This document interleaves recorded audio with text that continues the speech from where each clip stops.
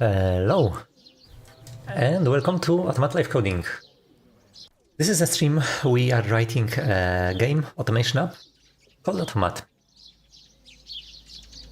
Automat looks like this is a programming stream, so we will not be kind of playing with Automat, we will be writing it. I expect a lot of this coding in C++. This is what we are going to do. This is how Automat looks. It's a visual toy-based environment where you can assemble machines out of those toys.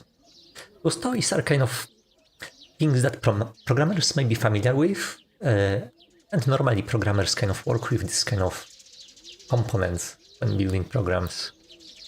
But here they are visual.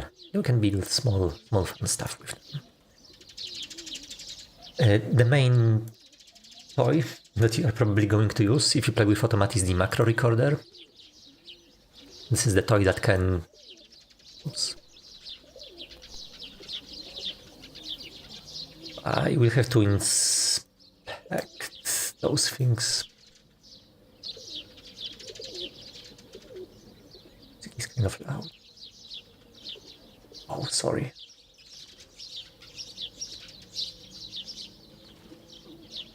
Yeah. This is a bug. This is a bug. I'm kind of working on a new patch, and this new patch broke a lot of things. I am fixing them right now. Ooh. Should be nothing like that here. Anyway, so this macro can be played, and you can see my mouse moves. My mouse moves when it's played. I can make a loop. Now, my mouse is going to move forever. I could actually see how long it will move the mouse. You know, this is kind of beta quality software, so I guess eventually something will break here.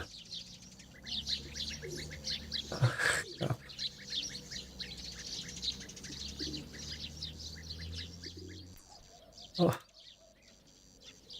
Oh, okay. Yeah, it's very easy to damage your computer if you just by recording macros. Sometimes they are kind of hard to stop. There should be some kind of like an emergency button here, something that I can, on those industrial machines they have those red buttons that you can press to stop them from running. We need something like this in Automat. Emergency stop. So, what's going on here?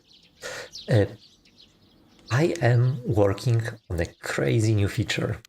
Like, this crazy new feature was something that was kind of part of the design from basically day one, but I didn't really need it. I still kind of don't need it, but I'm encountering those issues which will be kind of solved if I just implement the whole thing. So what's the whole thing? So the idea with Automat is that those objects that you can see here, they exist somewhere in the memory of the computer. And you see their kind of reflections. Those are... I guess this is a good term. So each object in the memory can be presented in many ways on screen. There's actually a fun thing I can do. We'll do this.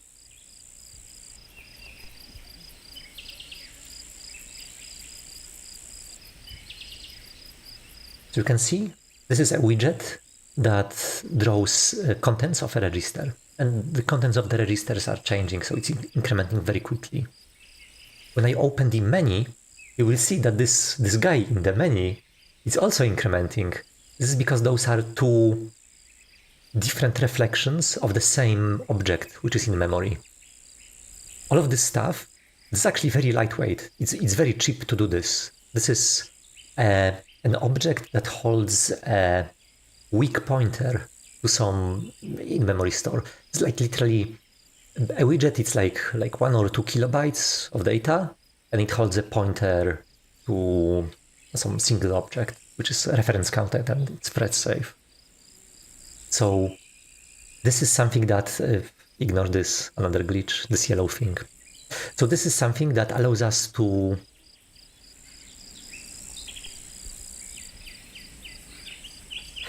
another problem. Oh god. Doing those big changes comes with some risks, right? Stochastic parrots, when they edit the code, they tend to damage it often. So I'm going to show you this cool thing. This cool thing is that we now can have multiple boards. So I can grab an object. Let's say I will grab this object. And I can create a new copy. A new copy is just, a separate object. So this is a separate switch. I can flip it on and off. So this is a copy. But this is a clone. You may be familiar with clones from editing software, like image editing software, like Inkscape, Photoshop, and so on. And this clone, if I drop it here, it's going to fold back into the original object. There is a rule in Automat which says that, every object has a well-defined position on screen, like within the board. But there are many boards, like I said. So if I grab a clone, if I drop it somewhere, outside on this like free space, then look at that. You can get an object that kind of blinks on and off, and it's totally kind of separate, but it's still the same object. So if I switch this off, this object now switched off the timer. So this is a magical switch now. You flip it on, and it starts blinking. But if I flip it off, it stops. So it's this, you can create this kind of poltergeist which is living here, this tiny machine which is living behind the scenes, and it's flipping the switch for you. This is an important component because this is kind of what allows you to split different aspects of your machine into different boards. We need to work on this more. We need to make those boards more customizable, and we need to fix all of the bugs, and this is what we are going to do today. This is the plan for today. So let me change the name of the stream.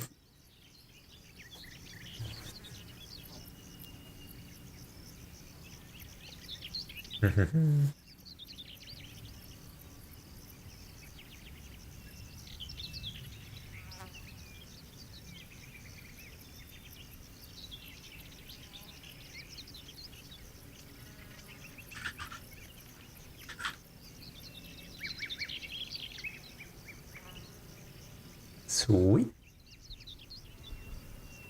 Okay, so the flow for today is that I am going to queue some task so that the parrot is busy.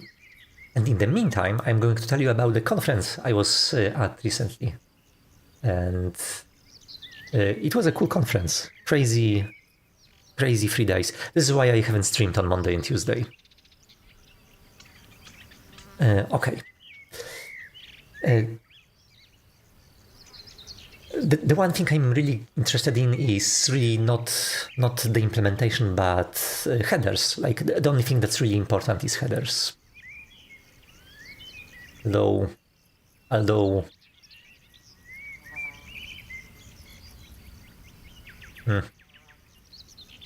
yeah, I think it's good. I think it's okay.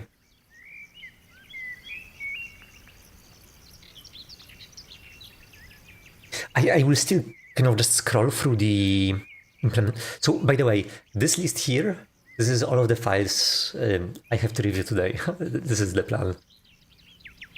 Most of them should be easy. Like I'm starting from the hard ones. I think most of them are fine.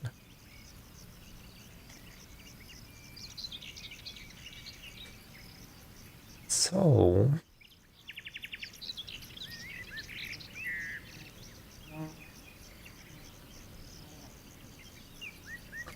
not sure if this mutex should be at the VM level.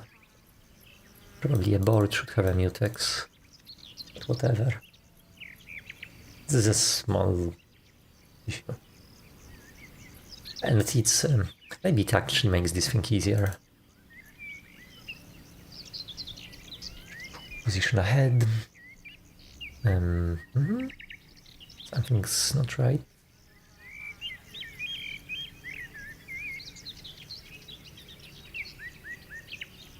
Oh, this is what resolves the position. I think this should be inlined.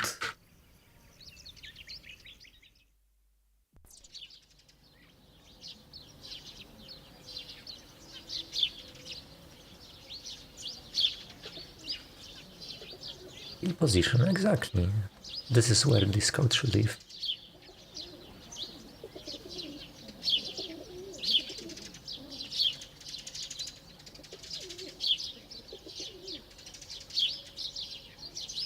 Or maybe it's fine. Or maybe it's fine.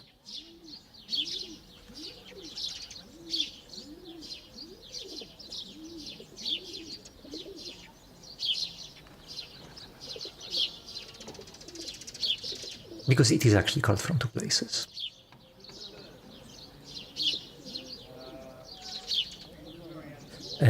I'm looking for stuff that's not in line because parrots, they have this tendency to just create a lot of copies of code.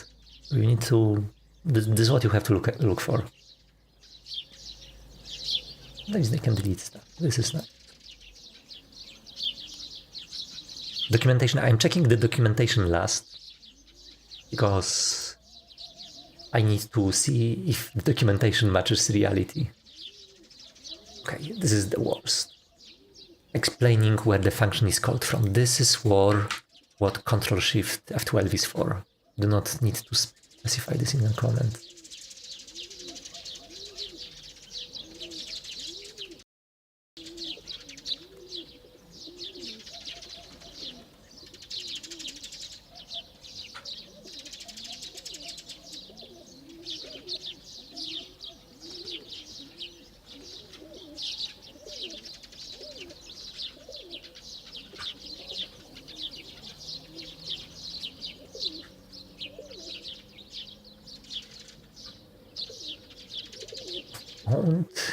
Of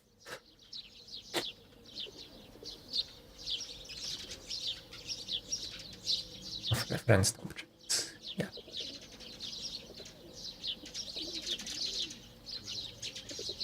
Do I have more headers? Okay, this one is going to be interesting.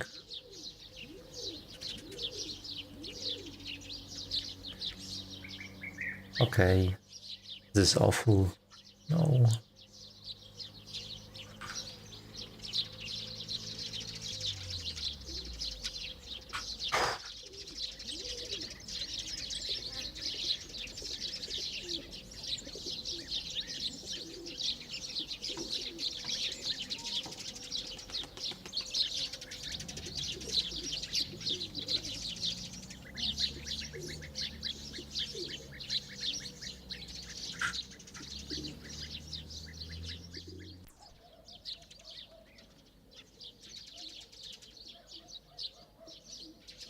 Okay.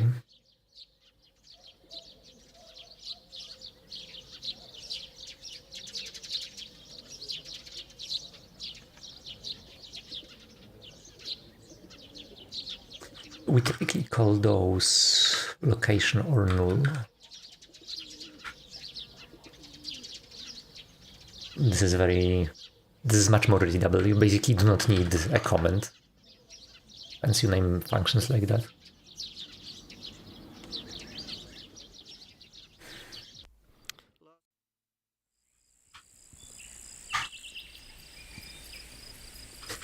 Okay. Zephyr Book says, Hey everyone. Hey, Knight. Maybe I will talk about the conference because, yeah, we have people watching the stream now. So, that's not the conference. This is the conference. It was called Local First. It is called Local First Conf. The talks are not yet up, but this is a conference, technically, about writing apps in this way where the app is distributed, kind of intrinsically distributed. There is no...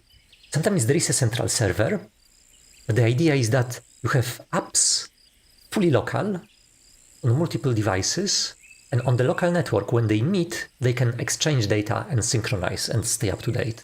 So this is like a proper distributed computing. This is the way that kind of the apps in the future are going to be written in. This is basically the right architecture for,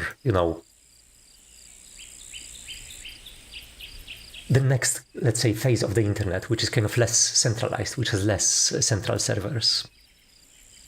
And this approach is actually pretty well developed now, I would say.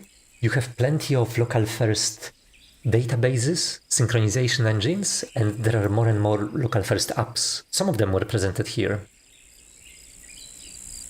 So this one, the first talk, this is something that actually mentioned something that's rarely brought up on tech conferences, which is the kind of political environment which we are in right now, which is getting kind of less and less stable. And this kind of more decentralized approach to app architecture, it seems like from a technical standpoint, it seems like a good response to this situation. The apps which are developed in this way are more robust, so any sort of like political leverage or restricting services in other countries, those apps developed in this local first architecture are basically resilient to all sorts of political levers. That one was fun. So I would say that some of the talks were kind of not really related to local first.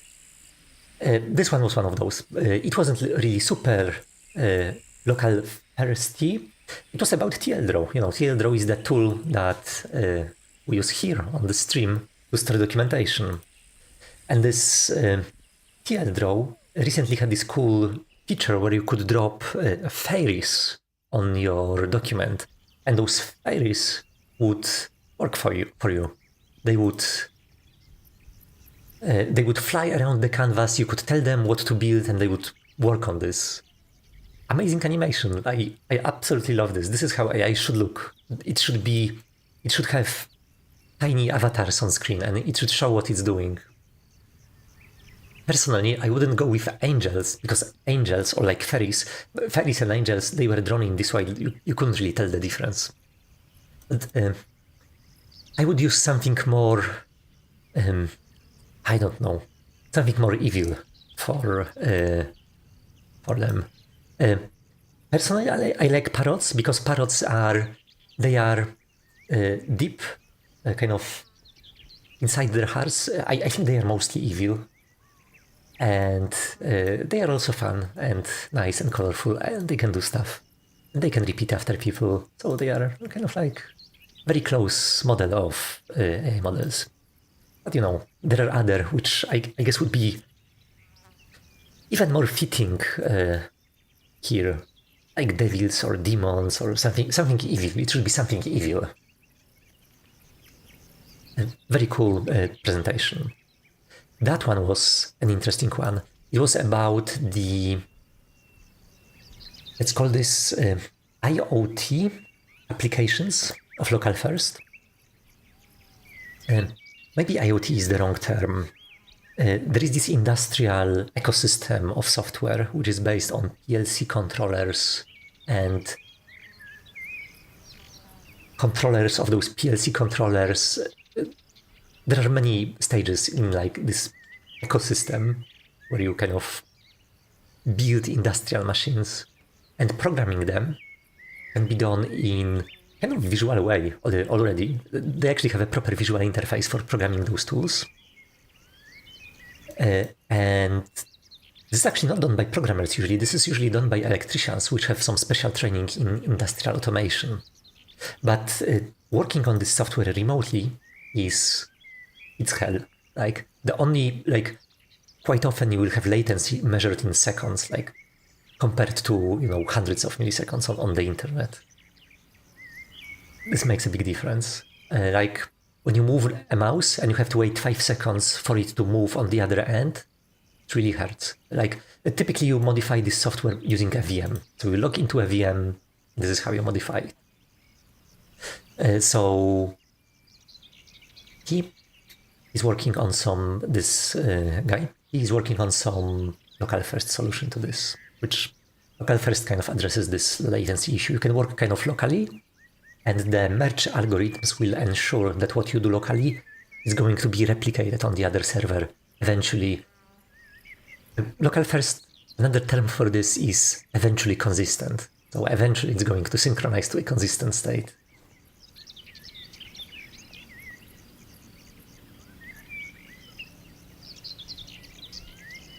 This one... what was this one?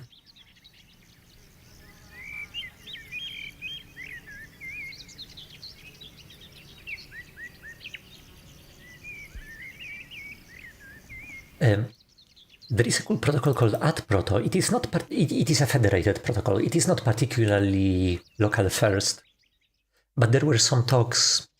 I guess this one was one. There were a couple more about applying local first to social media, kind of, so that social media clients can be a little bit distributed. Matrix application was another example.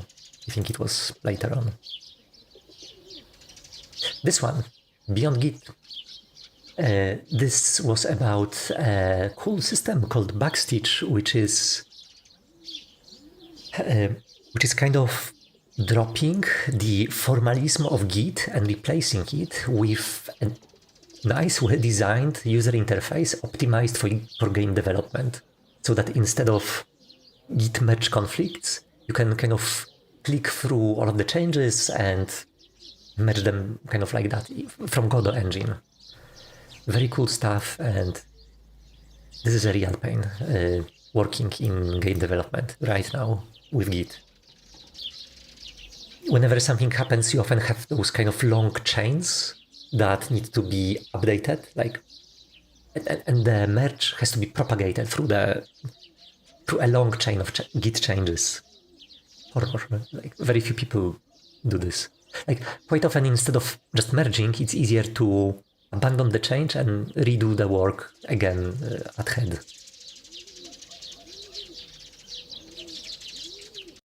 That one, NPMX, is about a new UI for NPM. I actually have no idea how this is related to local first. Let's see, do they mention local first? It's not okay. Yeah, but then, you know, I guess the committee was kind of charitable and liked some non-local first talks as well. Yeah, it's a new, better interface to NPM. NPM is owned by Microsoft, so a new interface is nice to have. That one had a big impact on me. Plain text first apps. The thing I really enjoyed in this one was, so this is a guy that discovered kind of Vim/Emacs way of life, where you keep all of your life in text documents. And one cool thing that showed was that there is a calendar format that's based on plain text, which is kind of readable. You can see this, it makes sense, it can be shown in multiple, even though it's plain text, it can be displayed or imported into other applications. And it looks nice. I actually think this is a good kind of bedrock foundation for calendar software. Like all calendar software could use this ICS format. This is a pre-existing format, but this is a good data storage, like as opposite, for example, to a relational database or some other kind of database that you could use. And it makes it really easy to write apps to grab, you know, your calendar and so on. That one was fun. It wasn't quite about local first, it was about running local LLMs. And lots of people talk about running local LLMs, but this talk actually showed how to do this to get good results, how to actually measure the output of your local LLM, and how to compare it against, paid solutions. Really based one. If you want to apply local LLM in some kind of commercial setting where you actually want to depend on it, fantastic talk. This talk will allow you to drop the dependency on paid LLMs, essentially. Once it shows up on YouTube, it will.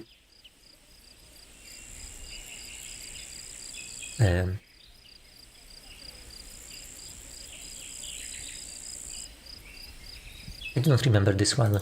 Maybe another person that presents it?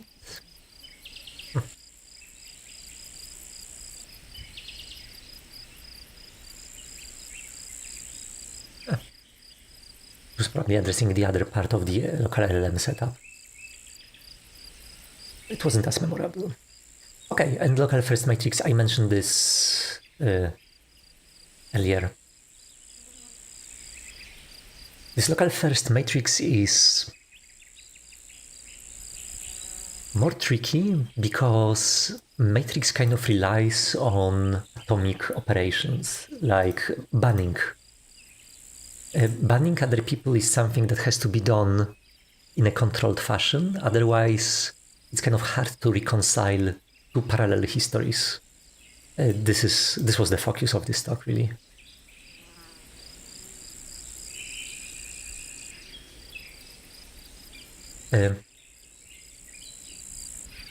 That was a panel with plenty of questions. Like, there was so many that happened during this panel.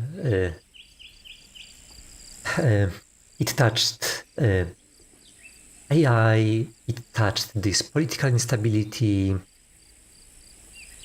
it touched decentralization, and, how computers are going to work in the future.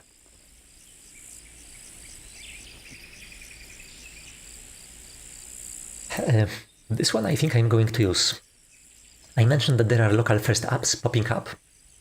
They are cool because they are kind of, once you have them, you do not have to pay subscription fees or anything like that.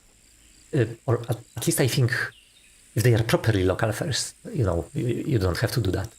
You only need to pay maybe for some synchronization service. Anyway, this is a software for DJs. I don't know if you know, but I consider myself sort of a DJ because I have a playlist which is sorted by chromatic keys so that the music sounds nice. So yeah, I actually understood some of the things that were mentioned during this talk. But yeah, a synchronized music library is nice to have.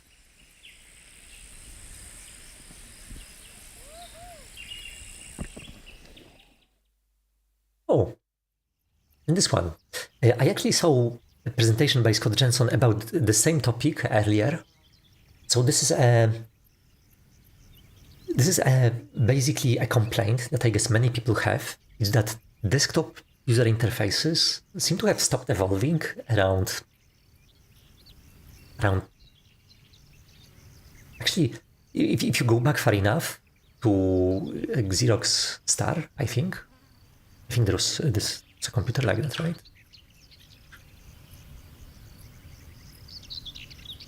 Yeah. This machine basically had all of the features of, like, almost all of the features of modern computer systems. It has mouse, keyboard, windows, menus, icons. We call this user interface WIMP. Windows, icons, menus,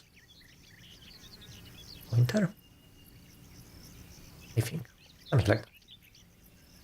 Anyway. So I got to talk with Scott afterwards. He's looking for he's not looking to revolutionize desktop. He's looking to improve it in some incremental way. Like very small things that will make the desktop more usable. This is the previous talk that he did.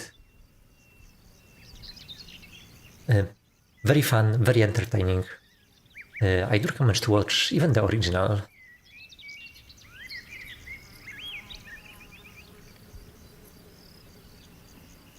This one, I think I may have not made it at that point. I think I skipped this talk. Oh, then there was JMap talk. JMap is a cool new protocol that's very similar in shape to IMAP, but fixes a lot of the issues. So, yeah, I guess this allows you to forget about IMAP and only implement something reasonable, something simple, something based on JSON. It's based on JSON, spoiler.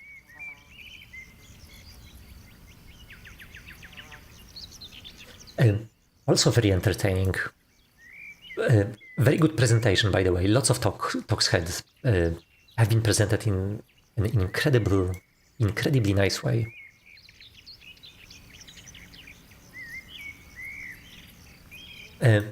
Mosaic. This is about system based on a database called some DuckDB. There are so many databases. So DuckDB apparently is an analytical database, so it computes some statistics for your data, and then you can query it in a fun way. And a very important way, if you want to visualize data, is to know your screen resolution. So this is something that Automat actually does. Like when we render basically all of the widgets know at what resolution they are rendering, so they can do some level of detail internally. And this, actually probably the most advanced widget in Automat which does this is the timeline. So when I do all sorts of mouse traces, you can see that they have... let me stop this. Move this out because this will cause problems. You can see we can zoom, unzoom. And as we zoom and unzoom, the number of windows that you can see changes. So you can see, for example, this pentagram. If I zoom in, it's going to be broken down into individual line segments. So this is a line segment that goes... okay, let's do this.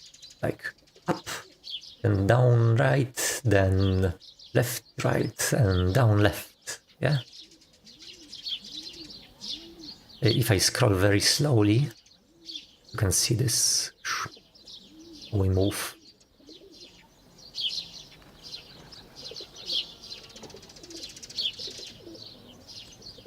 So we do something like that.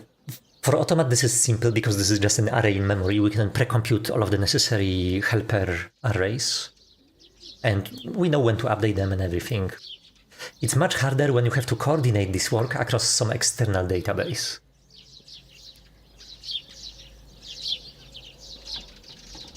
Look, it's still switching on and off.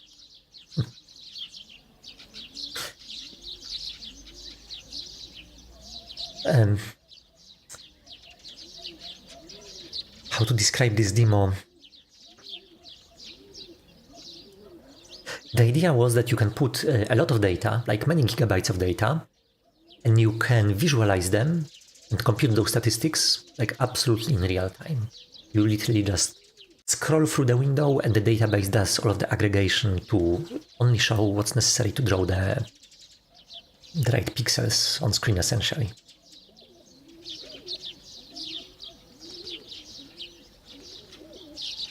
What was this one? Oh yeah. That was a talk about Pi, the agent harness. I had... The title of the talk does not suggest it. Those are the people responsible for Pi. The, I think, open source still harness for local and hosted AI. It was a very interesting talk. One thing the most interesting part were questions at the end, I would say.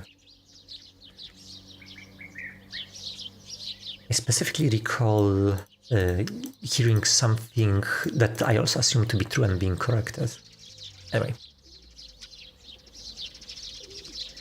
One interesting thing was the opinion that, I don't remember who, one of those guys had about, actually no, both of them, had about competition from Anthropic, because Anthropic is a company which makes a model, and it's also a company that makes its own coding harness. They make Cloud Code, and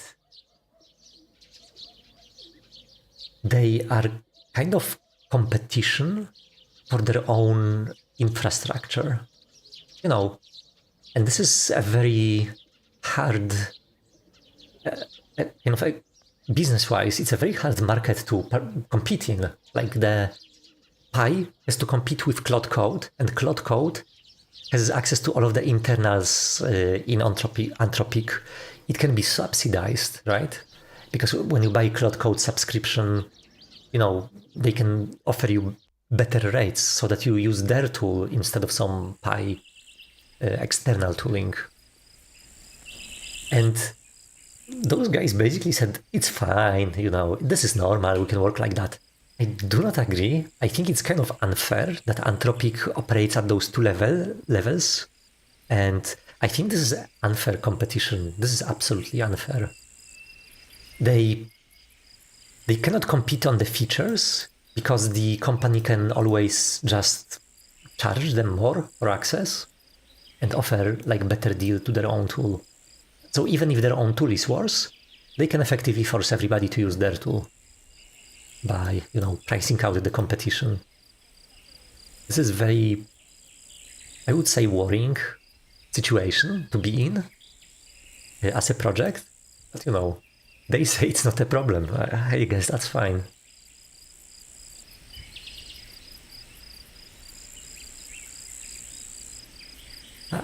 I wanted to catch those GNOME guys. I didn't found them after the talk, unfortunately. But the stuff that I've seen during the talk, this is kind of exactly what what annoys me in GNOME. By the way, I am a GNOME user. I use GNOME for like the past couple of years. I will have to switch out soon. I'm not happy about this. I would love to keep using GNOME. And it seems that they are just copying Apple design and removing features that GNOME used to have. Now you cannot even have themes in your window manager because every app is going to look like, like that. It's going to have a white border, X, this. I used to have a very nice theme. I miss it. Anyway, GNOME is introducing some local first experiments. Slowly, very slowly. Don't expect it in this decade.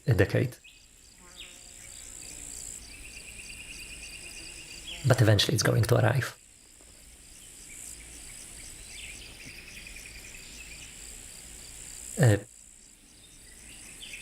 This one was also interesting for a different reason.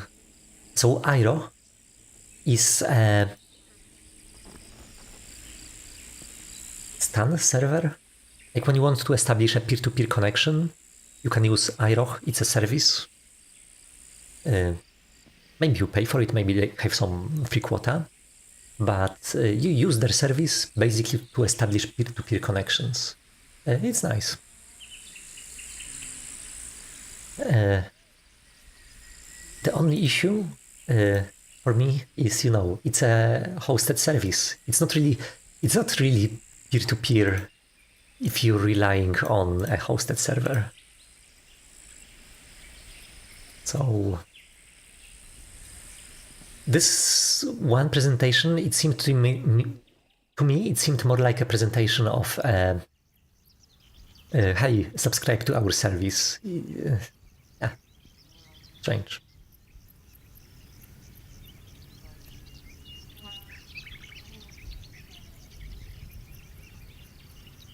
That one was totally beyond me. I do not understand zero-knowledge cryptography. It was about some esoteric mathematical properties of zero-knowledge proofs. That one was about, IronCalc. I have to try IronCalc.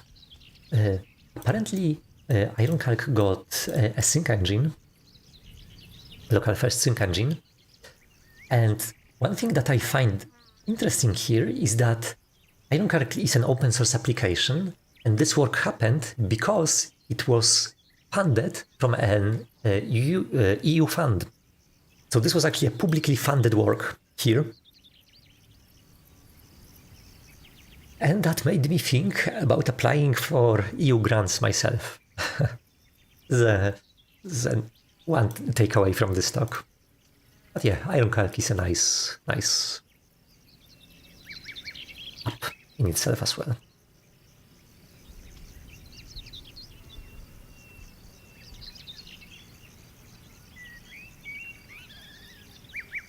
I don't remember much from this.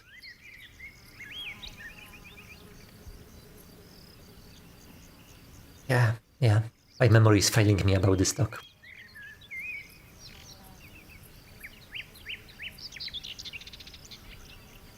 You know, that was late in the second day, so I was kind of getting tired at this point. Files, local first AI assistant. Oh yeah. I think there is a lot of those AI integrated tools around right now. There is so many of them that I am getting slightly desensitized. You know, I desensitized, yes, to them. Because, you know, every app now has like an AI thingy that you can, AI chatbox that you can integrate, that you can talk with. And then AI is going to do something for you, which is, I do not quite like this. There is something which I do not like about AI being able to do something that I cannot. It's like giving a little bit of, you know, power to AI. I would like to be able to do this stuff myself, and I should be just there only to, you know, to help me. Anyway. This one was fun. This one was about, this talk, it didn't really, you know, made a big impression on the crowd, but I think there was a lot of value in the ideas that were presented here. So it made a kind of a tiny game engine that can run on ESP32 and on your computer, and you can use it to write apps that run on like really tiny devices or really large devices using this game engine-like environment. This, oh yes, this is how it should work. This is how, you know, how we should develop apps. I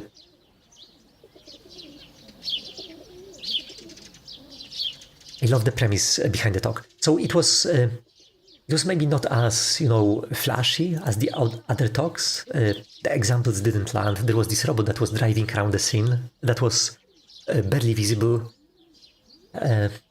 But I think this talk had merit, and I liked it for that.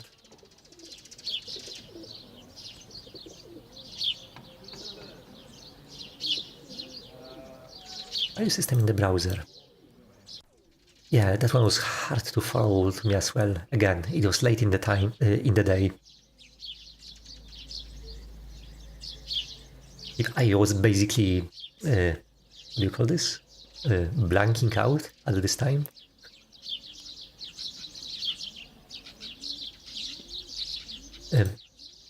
Kind of the same here. I remember Sanil, he was kind of coding up like a day before that he was then presenting the day after. Really scrappy talk, but really well presented. He's very charismatic.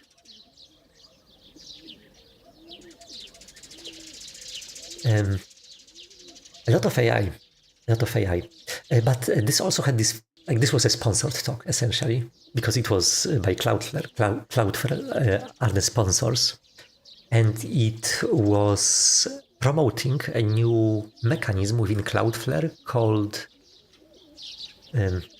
cloud objects, hosted objects. How was this called?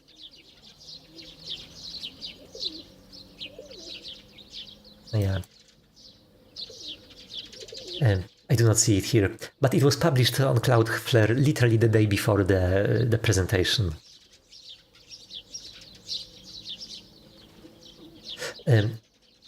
So the idea there is that there are those tiny, let's call them VMs. There are not really VMs, those are just JavaScript VMs, which have a document attached, and they can do some very simple work.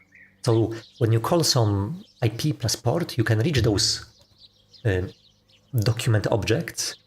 They can do some work and they can respond, like super cheap, super tiny VMs. You can have millions of them.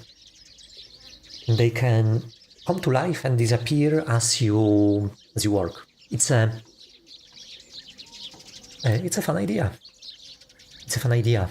I really wish I worked more in online services, because then I would see the applications of those things. You know, I could probably come up with use cases where you would use them. I guess that could tie with some of the other ideas that were presented later. So maybe I will mention them later.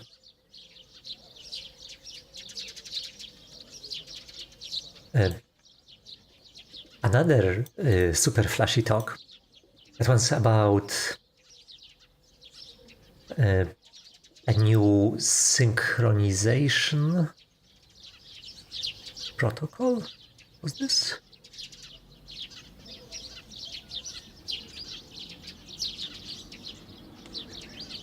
Or serialization format?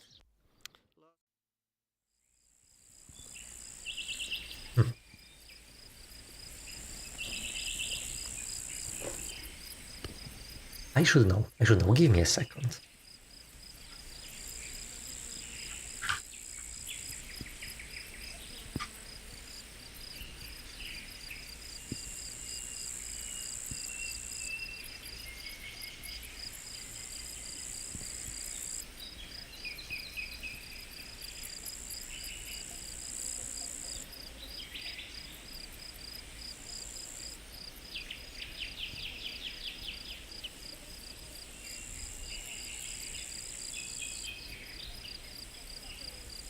Okay, that was some serialization format which I guess wasn't published yet.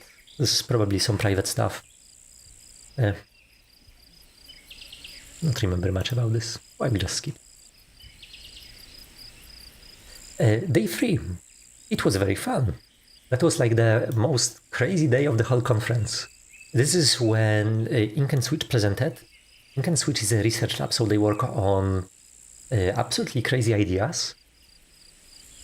And one of them was actually released as an app. So I actually have it right here. It may look kind of boring, but trust me, it's not boring.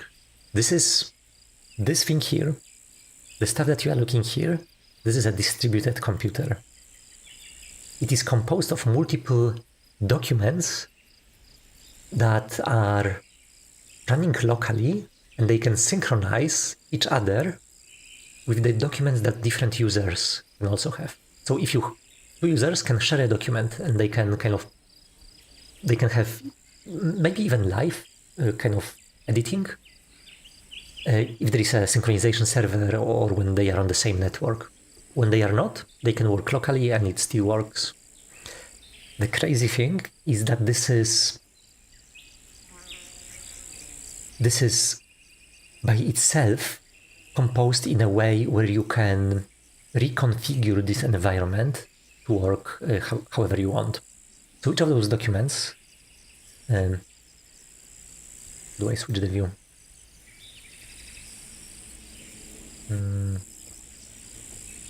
Give me a sec. Should be able to change the view. Oh yes, I need to do this, open with. So this is a document which is opened with a tool called bullets. I can also open it with a Pro view. Tool. This is also a tool, I guess. I don't know. And here I can see how this document looks.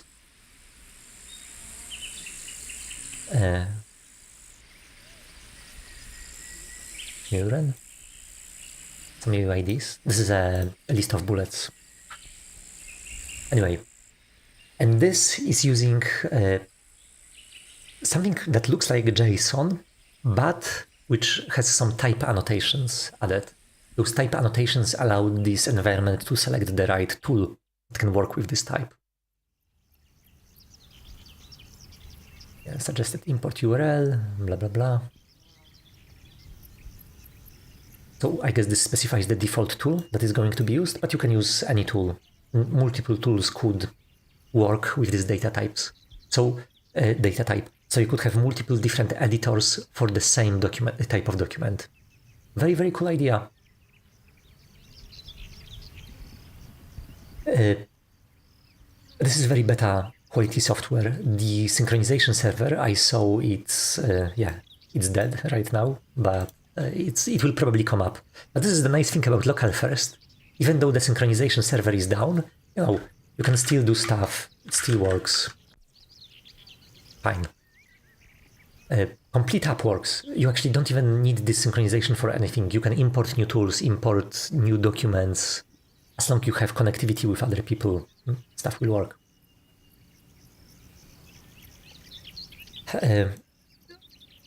This could be how the distributed computer of the future looks like. This actually could be this computer already. Like if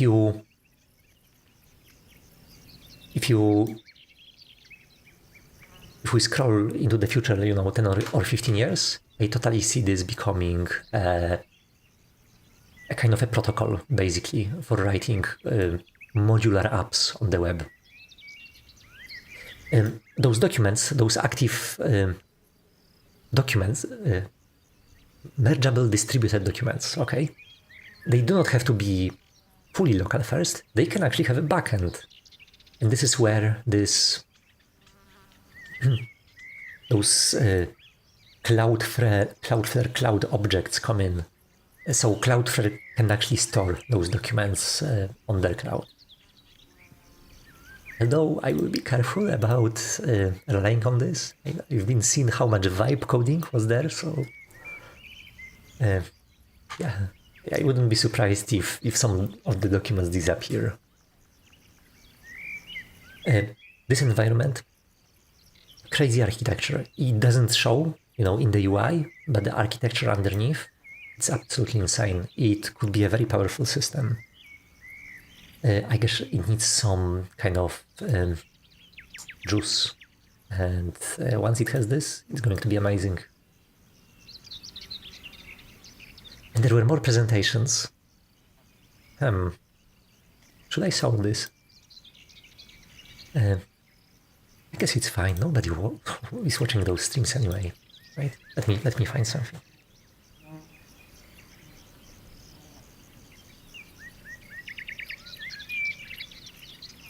It's going to be published on YouTube sooner or later, so yeah.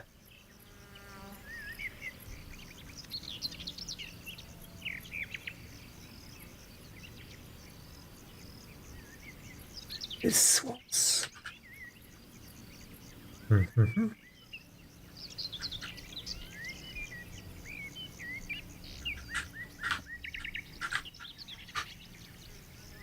This.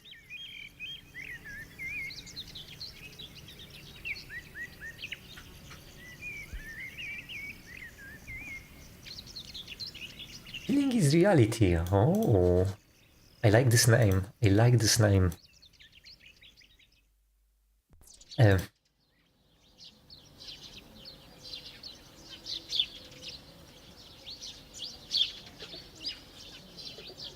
There's something really deep about this name.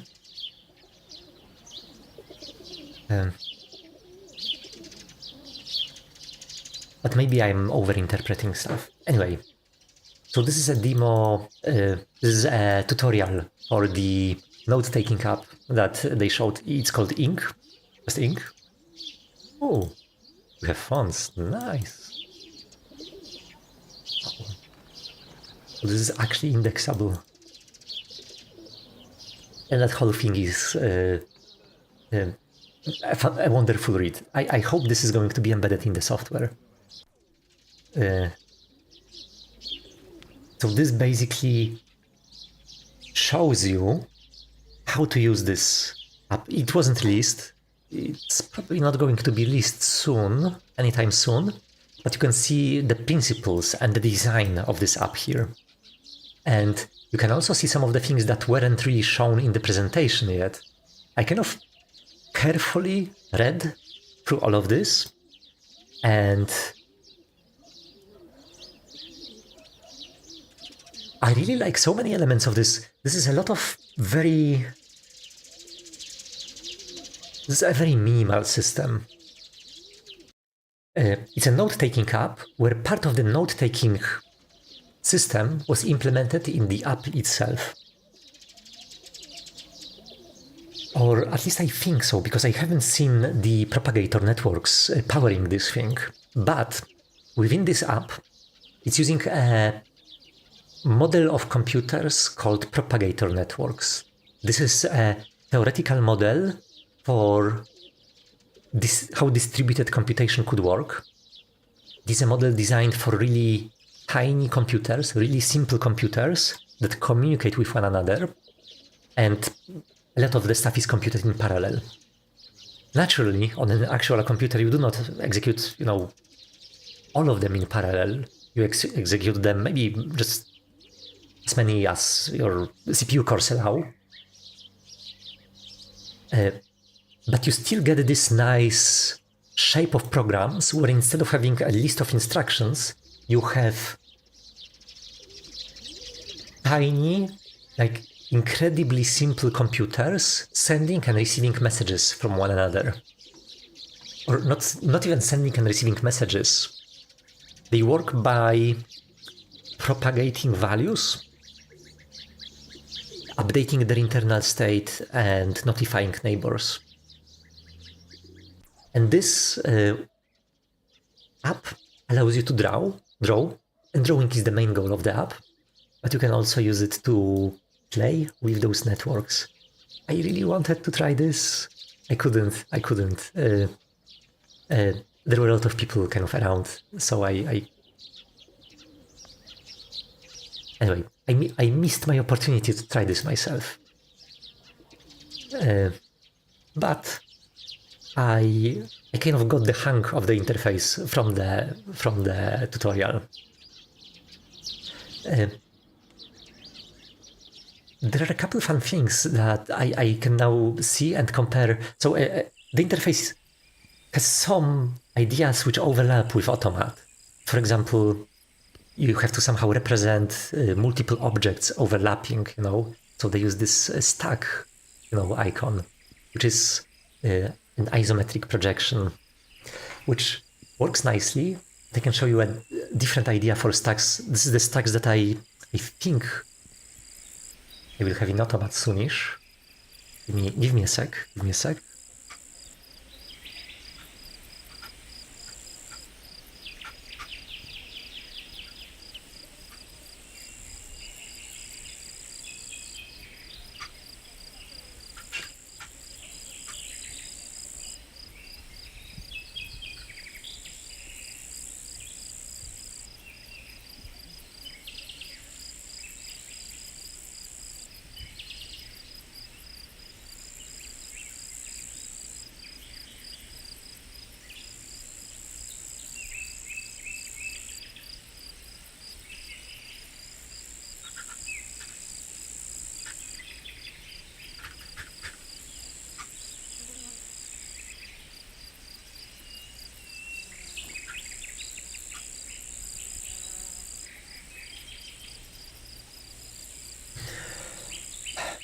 I had this beautiful demo. Okay, I need one more minute. Oh no. Yeah, okay, I need to use Automat. Did you know that Automat has a built-in Wayland server? Yes, it has.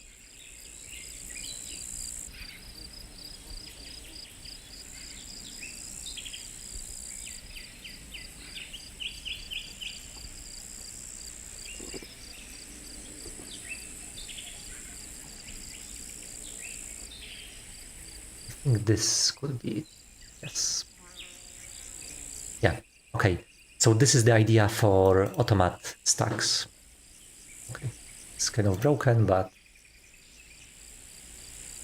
the idea is that you have a stack which shows some objects. They are slightly smaller, and the ones in the back, I do not have this isometric projection, so stacking them in this way would be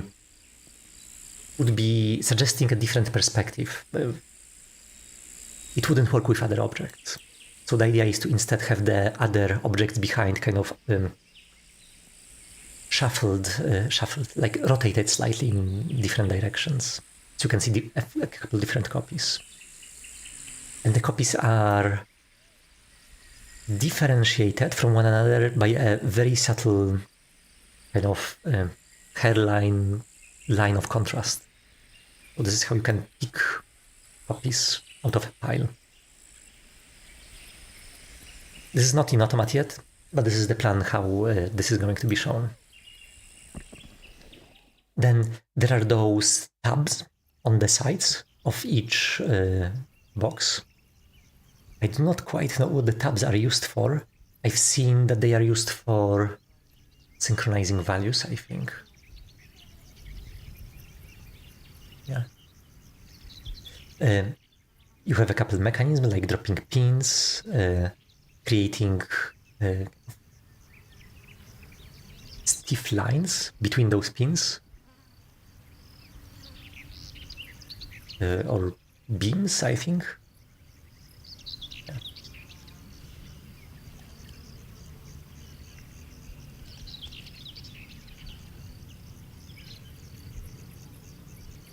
Okay, I will skip through the drawing explanation. Okay, so here we are starting to show the first computational objects of the system. So this box holding the number 5. I actually haven't seen the explanation of what is this appendage on the top. This is something that wasn't clear to me from this tutorial. Blank pages. Yeah. Like this part of interaction is actually so natural that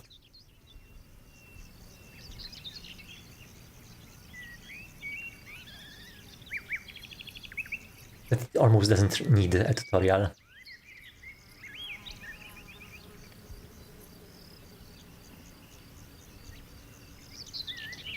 Pinning is cool. Beam, I think beam is used for geometry, yes. For geometrical, ensuring that the relationship stays the same.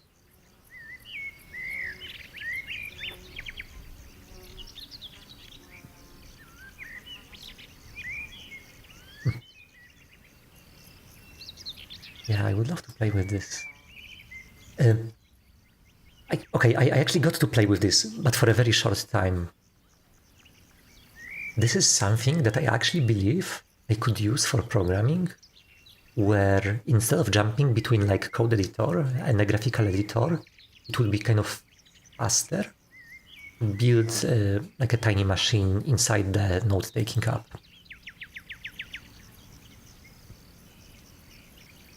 This is how it feels to me.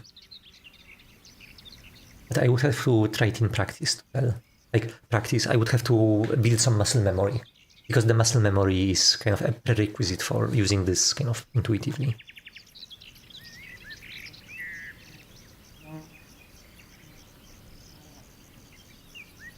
Yeah. I am pretty sure that, okay, as a designer, I know that the sort of action bar is like the last resort of, a clean user interface. This is what you do when you just cannot figure out, where to put some action. I think this action bar could be reduced, but this requires a lot of, like, every of those options, it requires a lot of thought, how to remove them.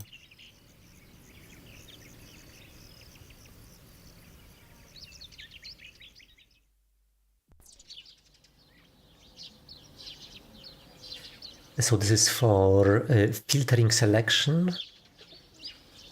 This is for, okay, that's simple duplication, deletion.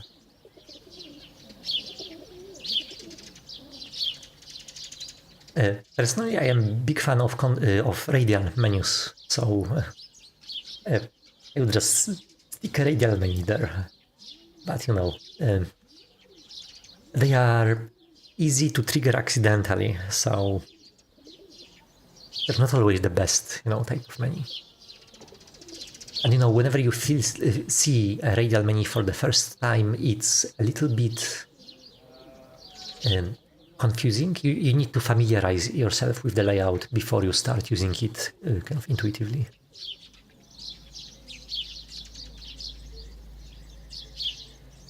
Notes.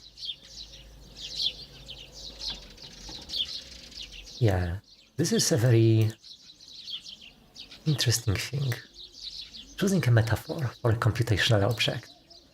What should it be? Like, I think there are worse choices than node. Like, I think choosing something technical, like, or mathematical, like value, or a vertex, would be like the worst choice. Then I would put like technical metaphors. For instance, CPU, a processor, a gate, a logical gate. Then I would put those more familiar metaphors like nodes, like branches, like pipes, roads, railroads, streams. And there is no best one. Okay, maybe, you know, there was a game long time ago called Lemmings, right? It was a game where you have those stupid creatures walking to their death, and your goal is to put characters around that will stop them from killing themselves, essentially. I think that some maybe kind of anthropomorphized metaphor would be the funniest. Like, that would probably be the... Because this should be fun. This should be something that's inviting you to play with this system. So I think some tiny creatures that do some stupid things would be probably the best thing, the best representation of propagator networks, essentially. And they would be also very memorable because, you know, each of them could look differently. Each could hold something or, you know, wave to you or do some things. So when you see a network of propagators doing something, you know, it would be this... It could be a complex machine, but it would also be inviting, you know, so that, oh, see what will happen if you kind of mess with this. And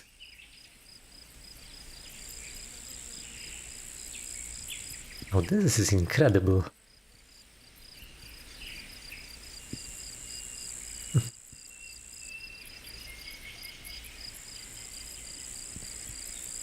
Yeah, and then properties. Yeah, the bane of computing. Like, objects can have lots of properties. It's hard to... It is hard to hide them in a way which doesn't hide them. Because this is what you really want to do when showing an object like that. You want the user to still have access to all of them. I actually do not know what these properties do here. I hope they're exposing something that's allowing some computation that interfaces with the node system. It's my hope here.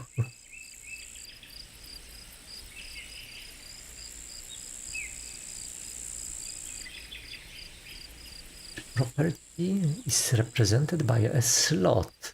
Yes. Okay.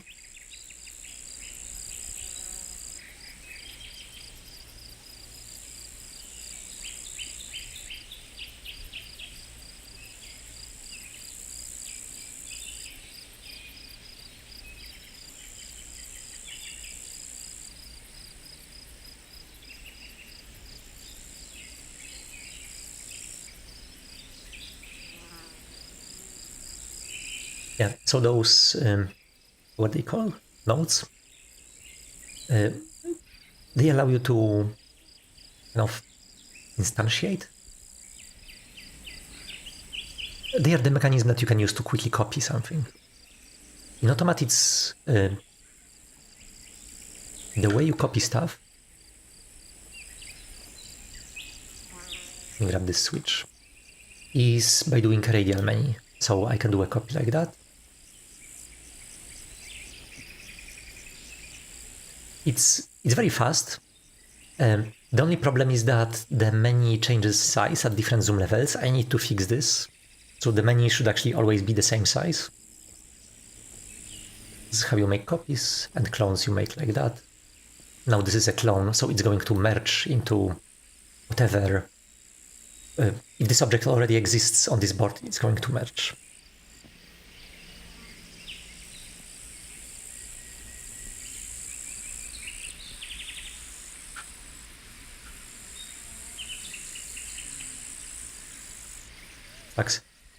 This is a very elegant stack, I have to say that.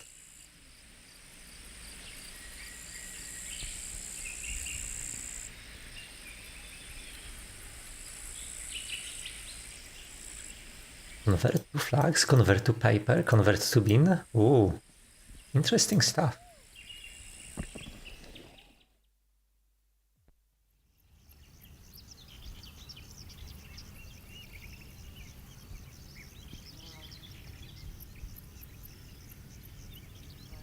I actually wonder, maybe stacks are the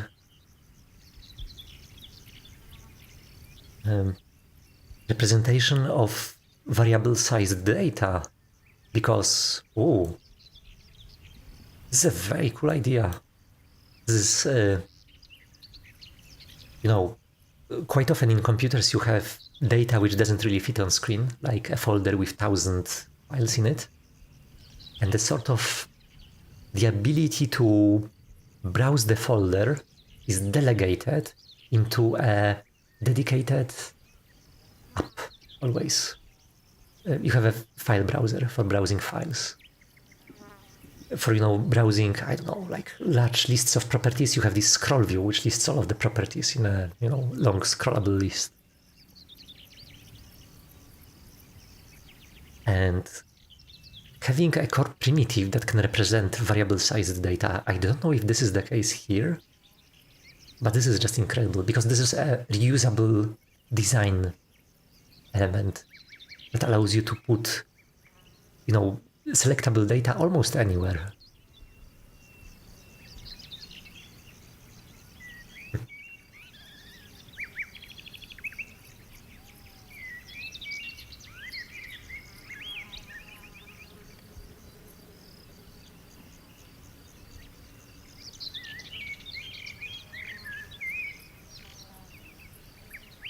Oh yeah, and the cool thing was that the toolbar, you can just, drop stuff on the toolbar, and this way you can add new tools.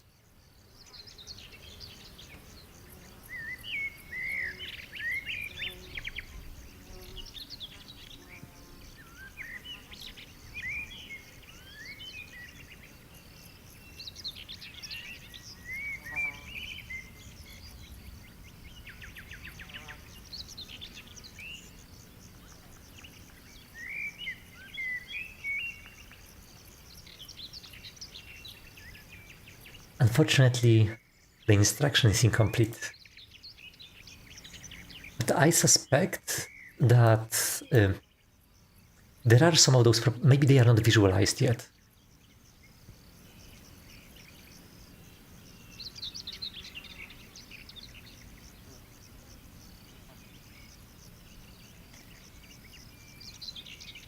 I, by the way, have the same problem. I have very limited number of objects in Automat. It's not really where it should be. But I still need to work on them. So I know how it feels to have very few data types. I'm sure there is more that we haven't seen yet, because it's probably not stable enough to be shown. Anyway, that was ink.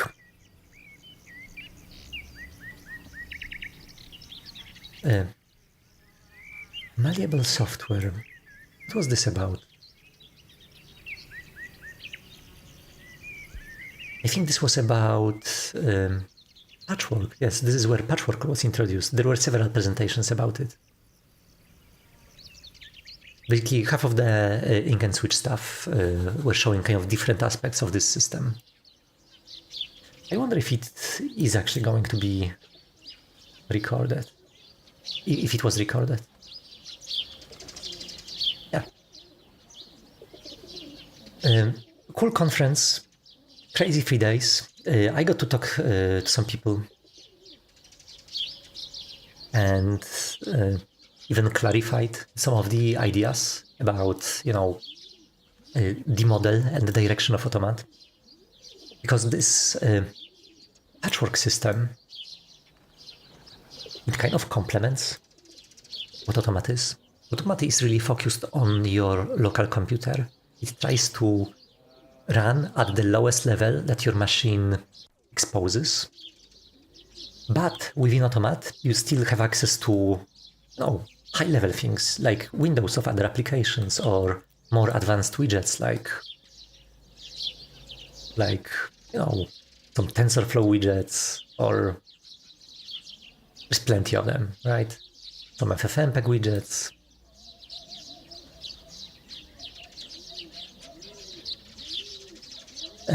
I think this distributed computer could benefit from some connection to some actual computer. Some local computer. Because local computers maybe they are not as robust, but they are, or maybe they are robust but in a different way. They're definitely very fast.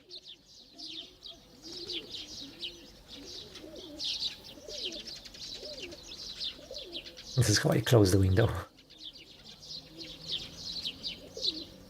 Okay, so that was the conference, and now I spent so much time that probably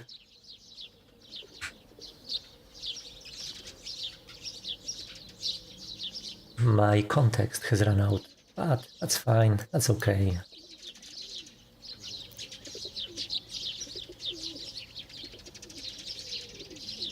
I've actually reviewed the hardest part of this change already, so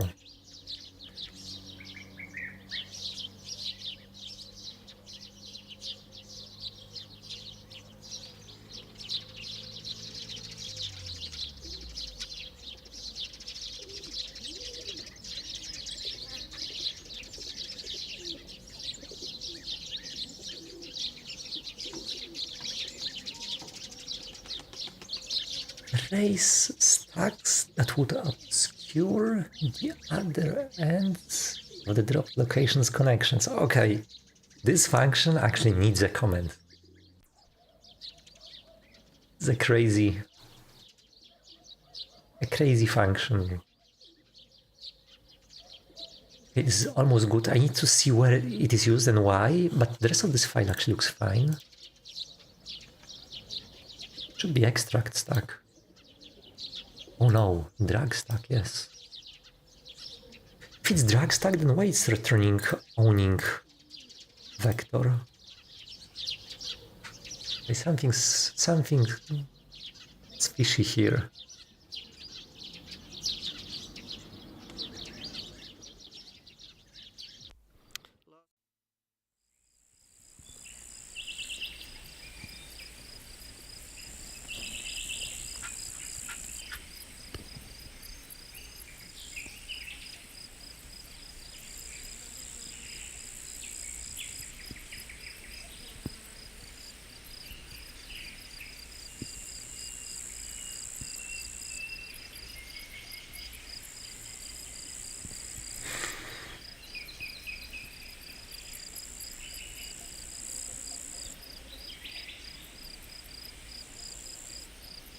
Okay, and where is it called from?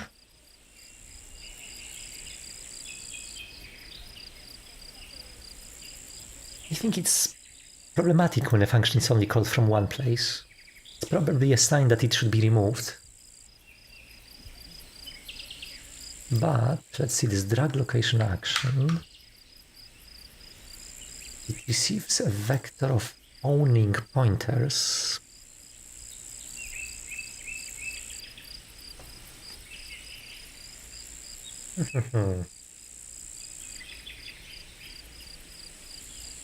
And this actually connects to the problem of concurrency, because what happens if several people drag the same group of objects? I mean several windows. Automat maybe is not distributed, but it is multi-threaded. It allows multiple people to access it on the same machine.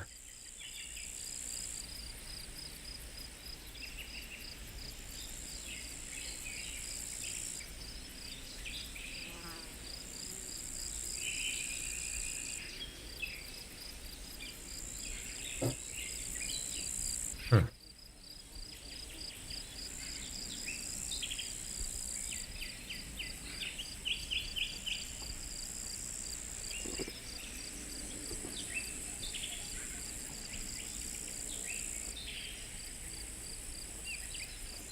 Okay, I think this drag location action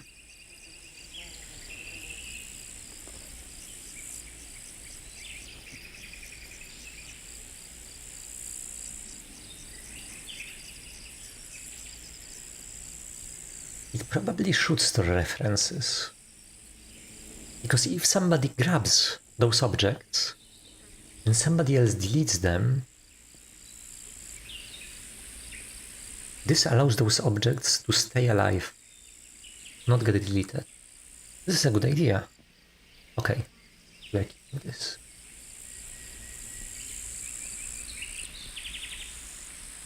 Okay, no drag stack.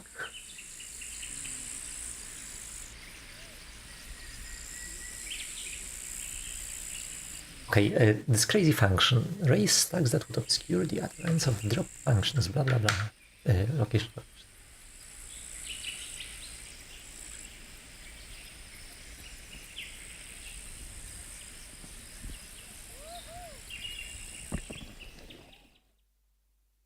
Okay, this is called here, this is the definition. It's declared here, but this is also used in drag action.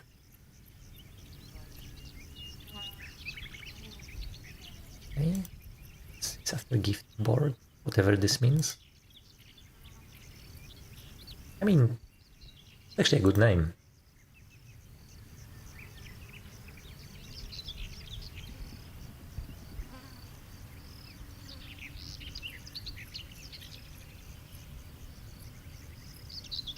Let me first look at this.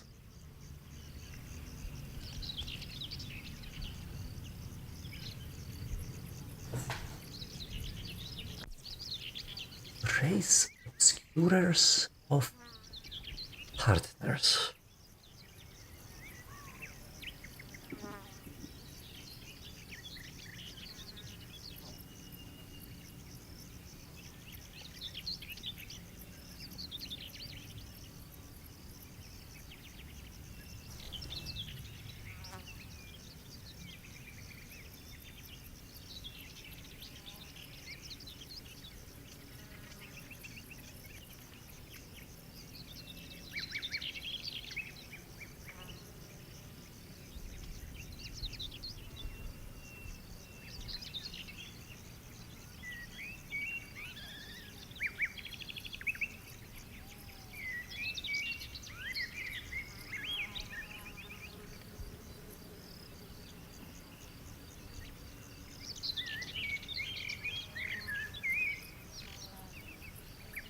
I'm not sure we need this function.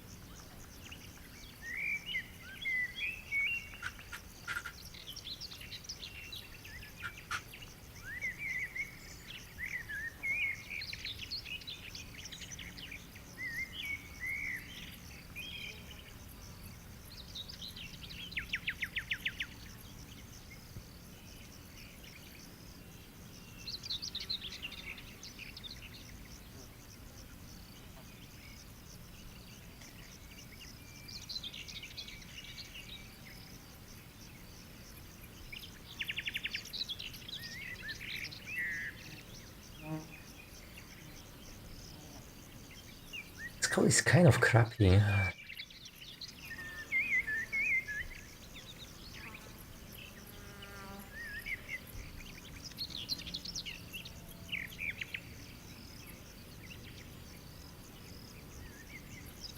Should be a helper function, really.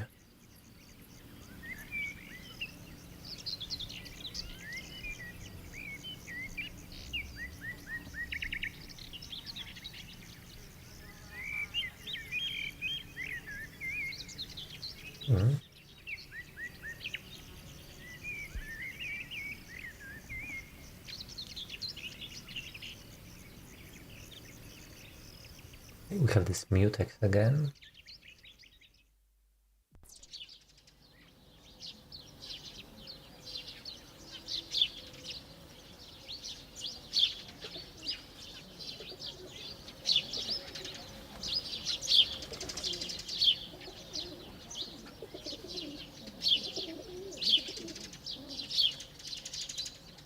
Let me try some things. I think there should be a stack extraction code.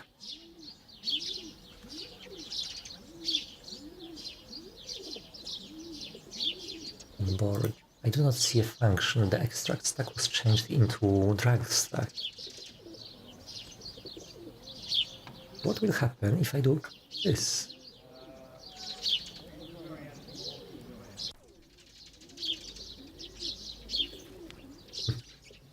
Hello?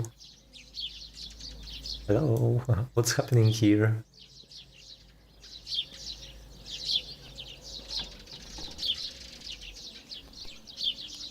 Something is very, very wrong. It's not blinking anymore. Because this control flow is... What?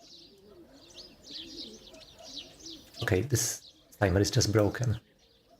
It's not running, I think. Okay, oh, it was running. Ah.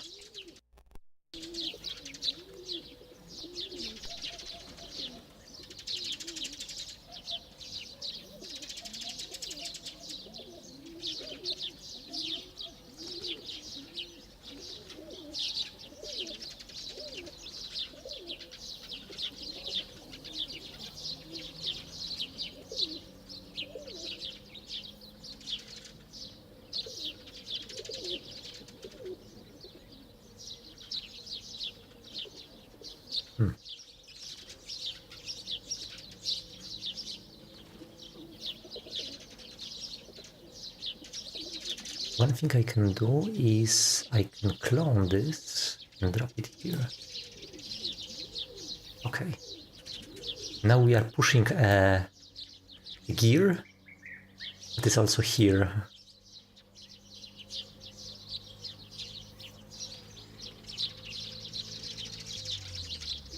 Okay, why is it not blinking anymore? Blink, blink, come on.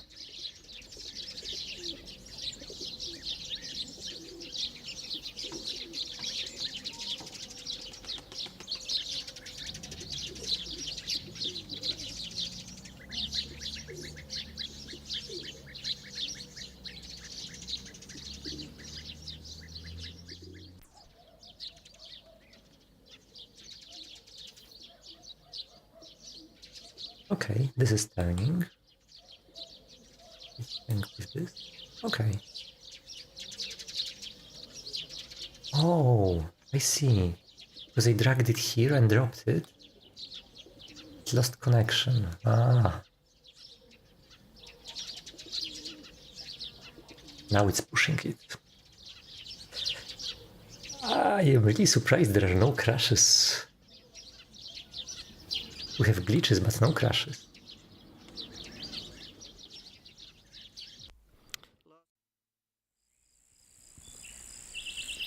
Okay, do we have an explanation?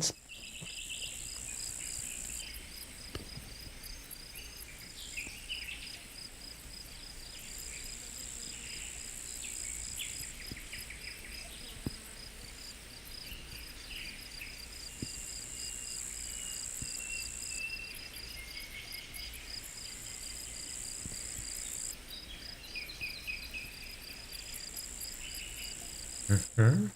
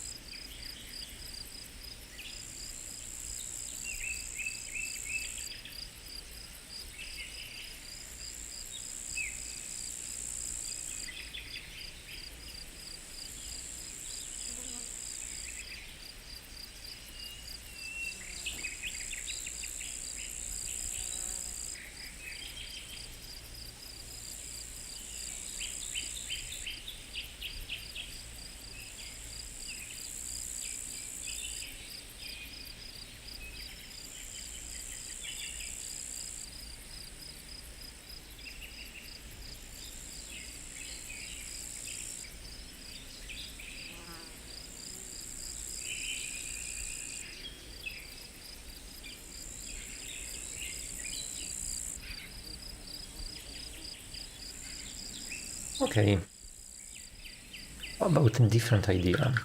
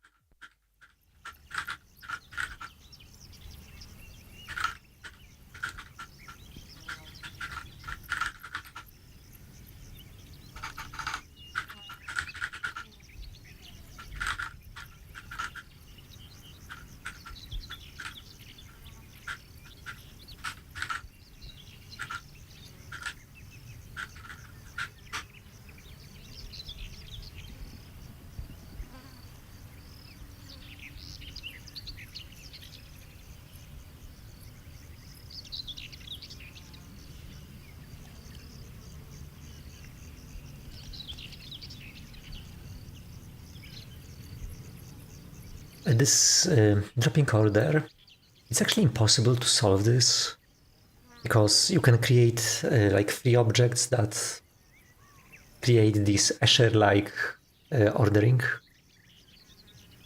I mean, not with objects alone, but with connections. A connection can appear on top of one object and hide below another object.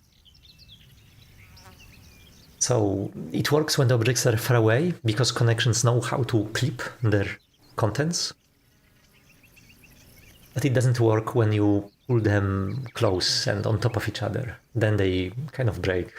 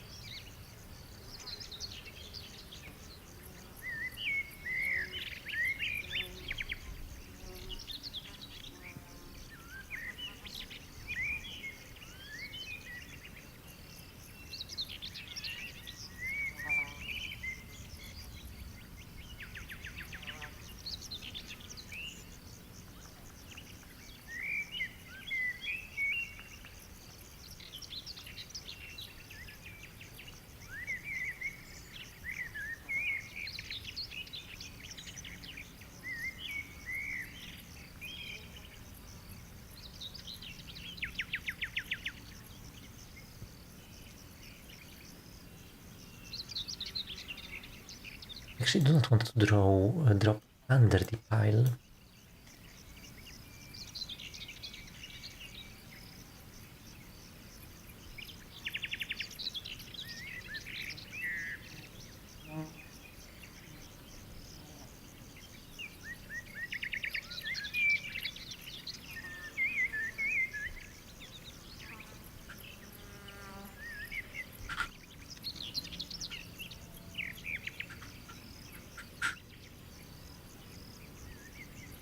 Actually,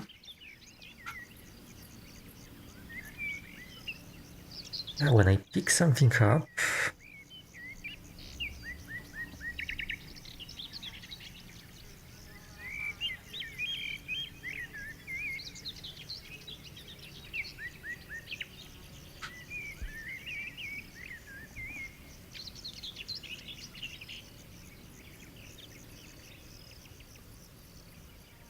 yes, I think this is actually the right way.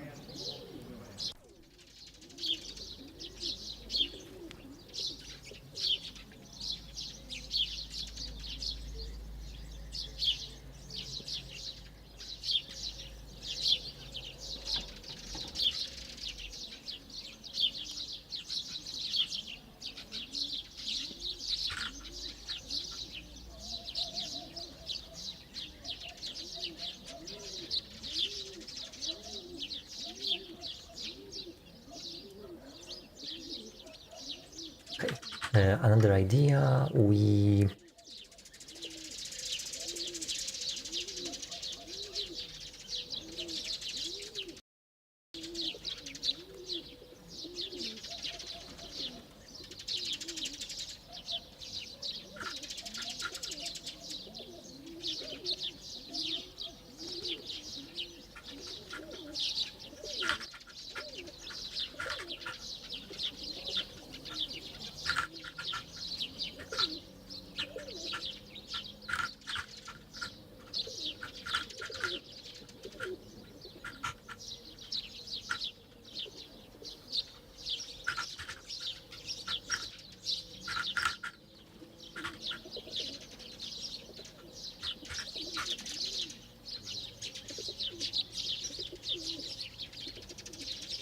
it's good to have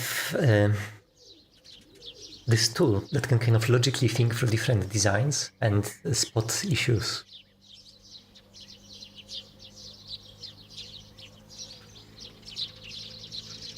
Or maybe reason through different designs.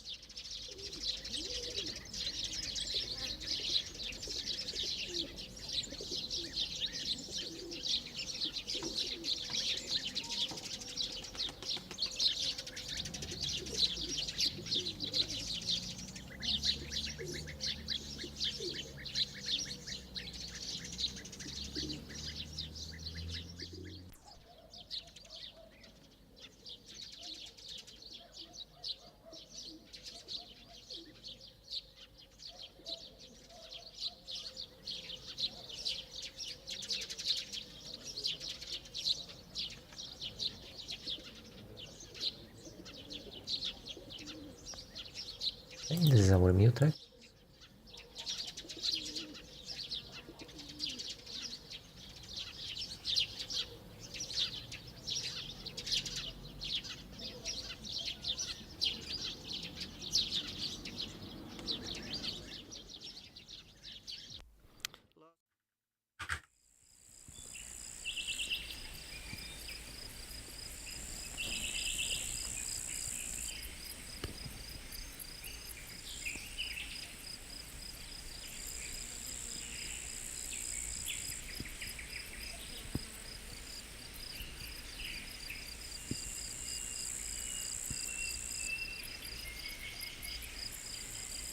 This is fine. You can keep this comment.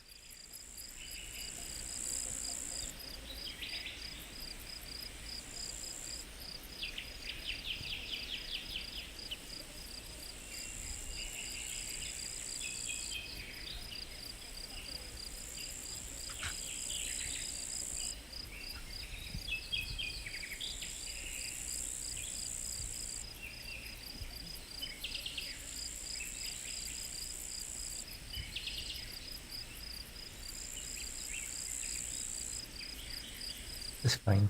Honestly, I'm mostly looking at header files now. They are the only interesting ones.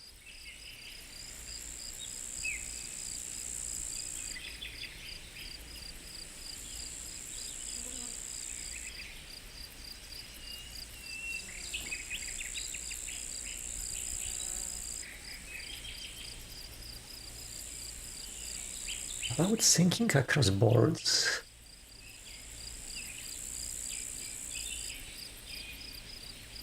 I think that probably should be possible. We added to do, but for later.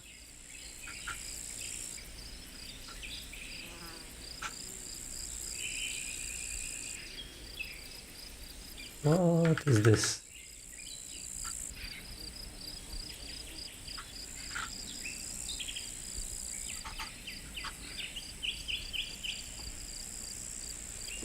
What?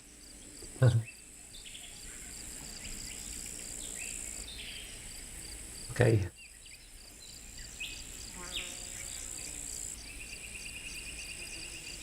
This is a mirror of my text being written again.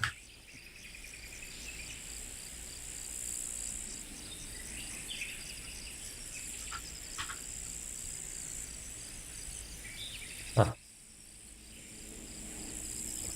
Okay. I think I have to switch to Emacs.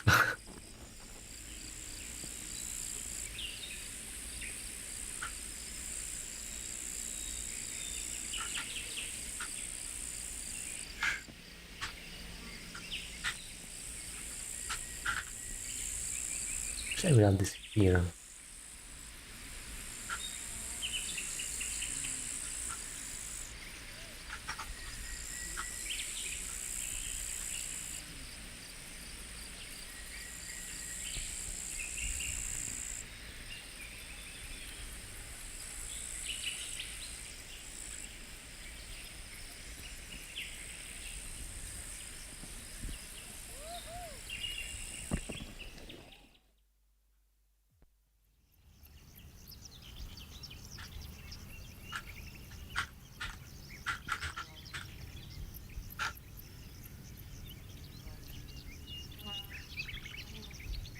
Fine.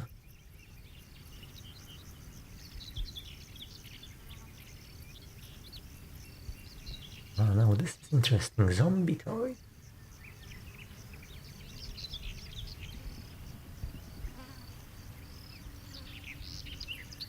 Zombie toys should live among regular toys.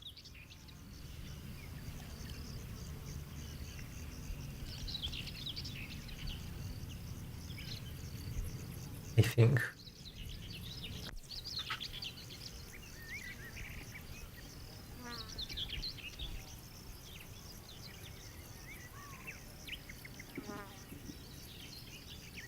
Okay, if we're minimized, we can clear them.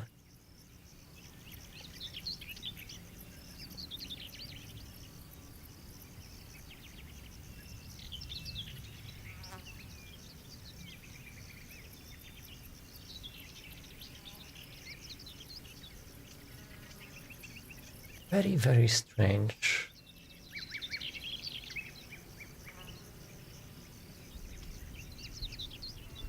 Who is pushing? Who is donating those zombies? Drag action.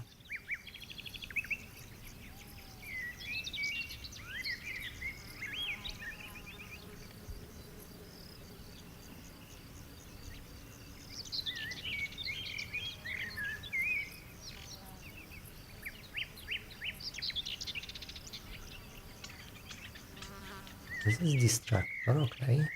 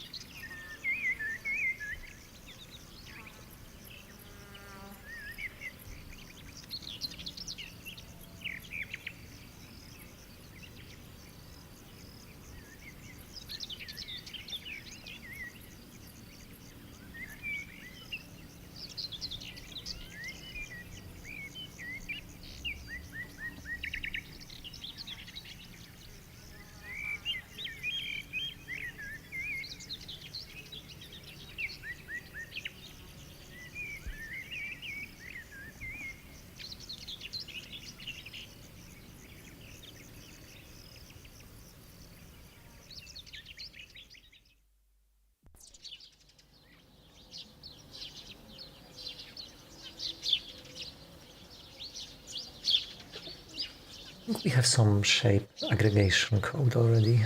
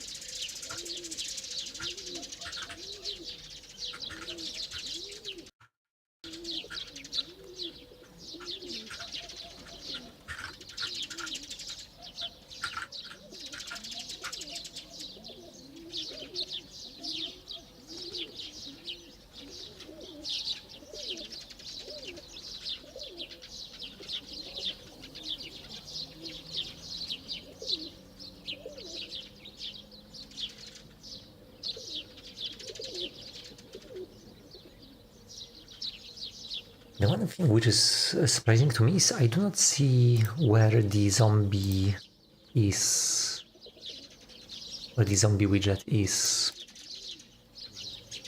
attached in the tree.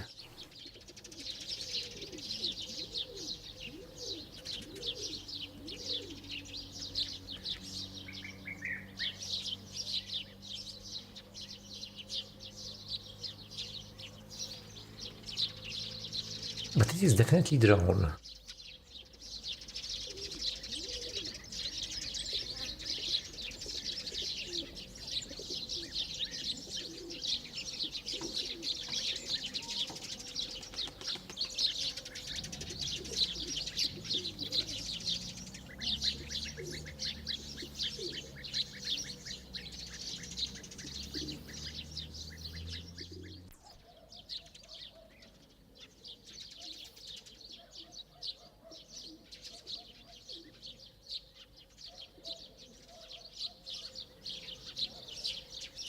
This is crazy. You can have the same window on two boards.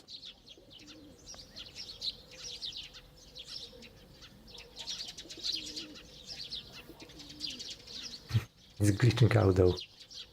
It's very glitchy.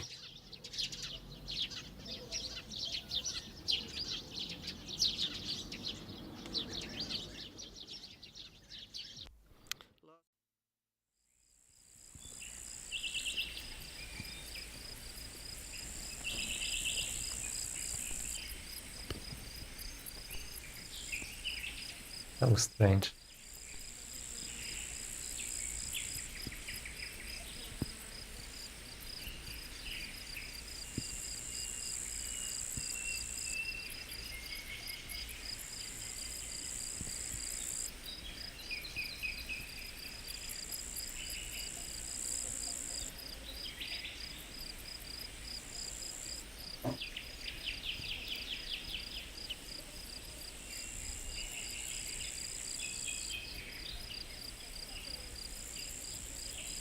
When I close one, the other should also disappear.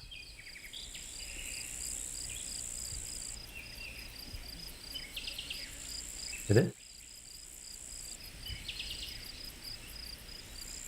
Okay, it's not responsive anymore. I have this highlighted only. It was probably closed.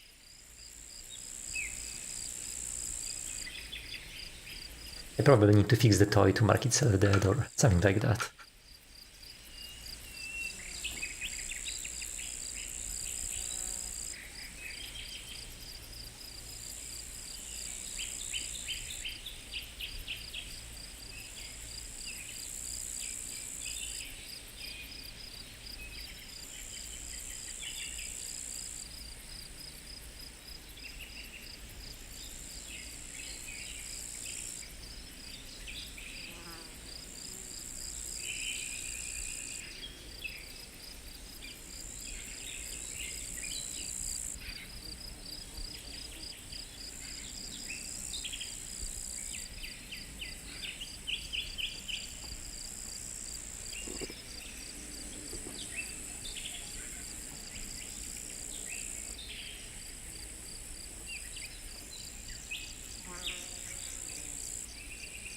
Whoa, whoa, whoa, whoa, whoa. Okay, this mechanism is cool, but this algorithm? Another monotonic counter? Okay, maybe not.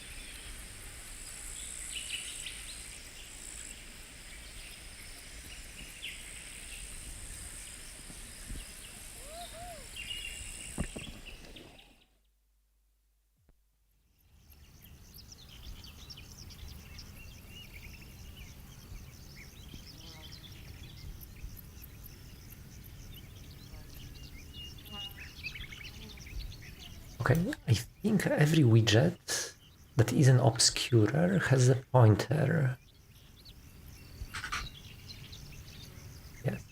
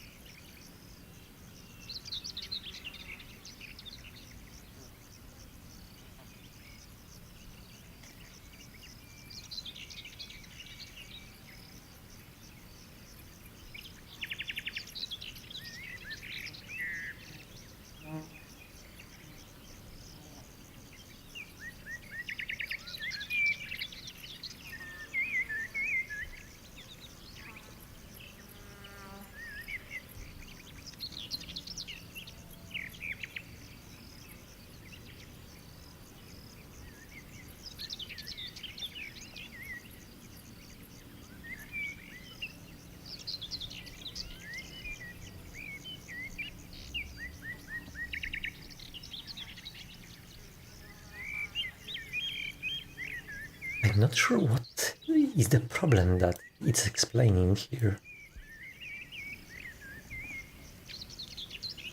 Yes, location and endpoint can move in the same frame. Actually, only locations move, so let's say two locations move.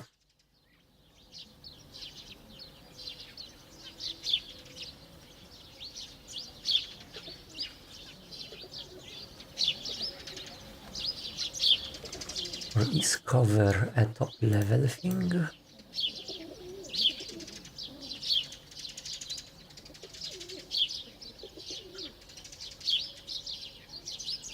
Why do we even use cover?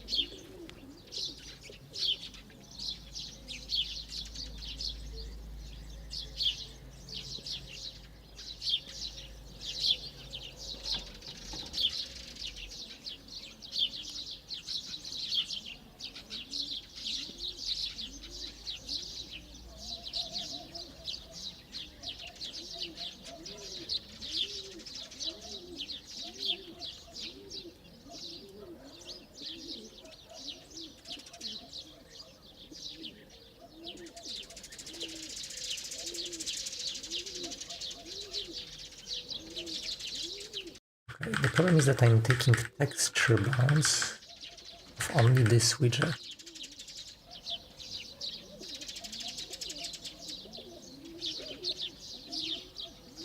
And I should take the bounds of this and all of the widgets on top of it.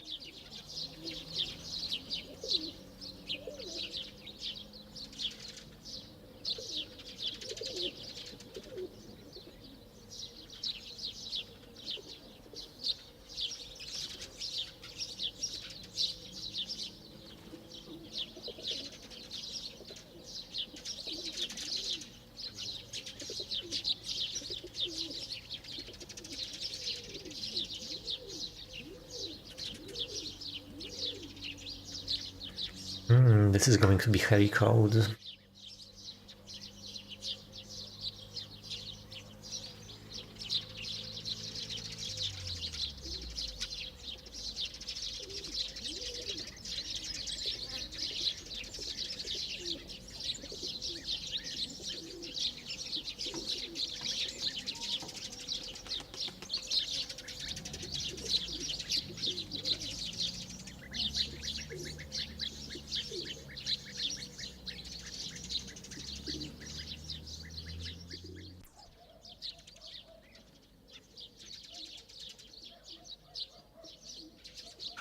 So what we are talking about, so that we can see an example.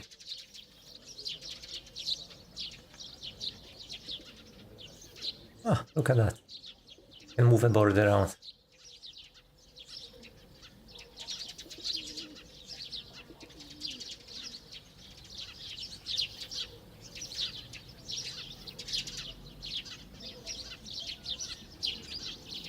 Okay. So this connection is drawn under the rocker. It's, by the way, just for testing right now. The idea is that I will be able to put this here.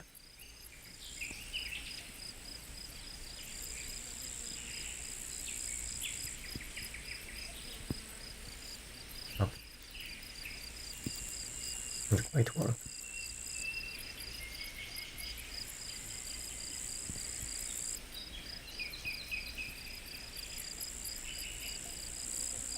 Something doesn't work right.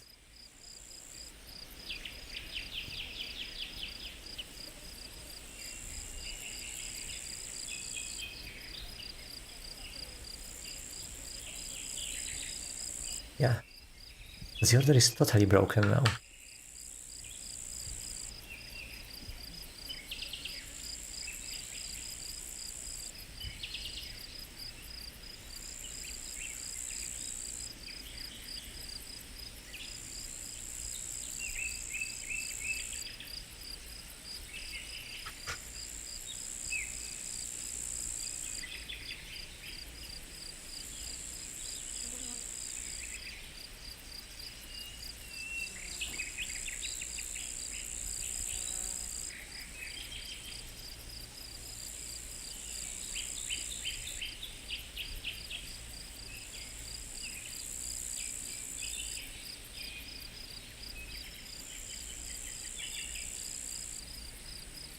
Maybe we can do this differently. Maybe instead of computing stacks dynamically,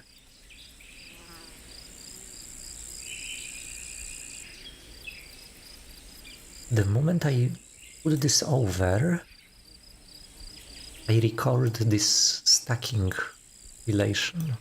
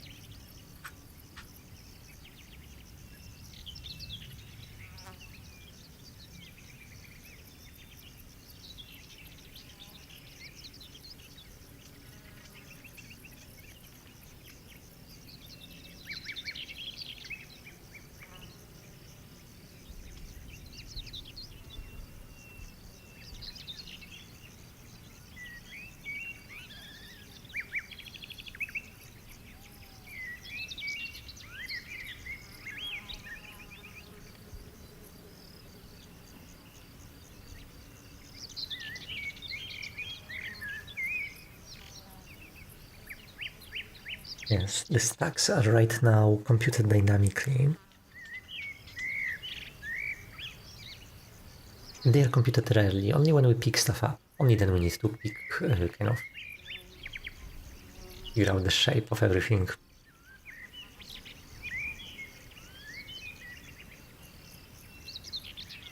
And it happens on click and on drop. It's a very rare thing. It doesn't happen every frame, so it's not worth optimizing.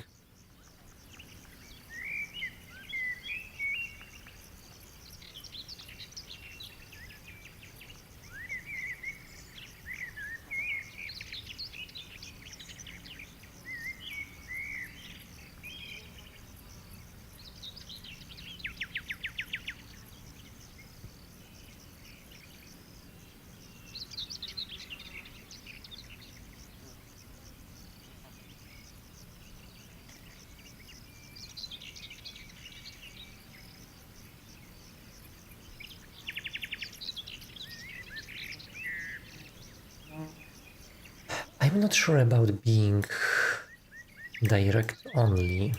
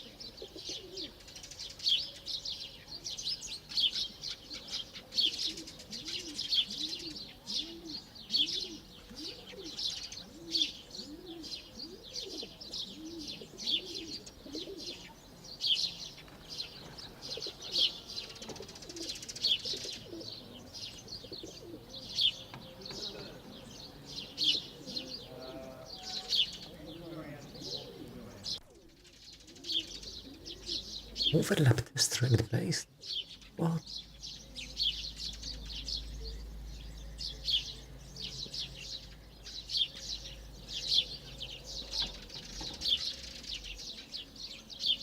At this point, I'm not even sure what it's talking about to me.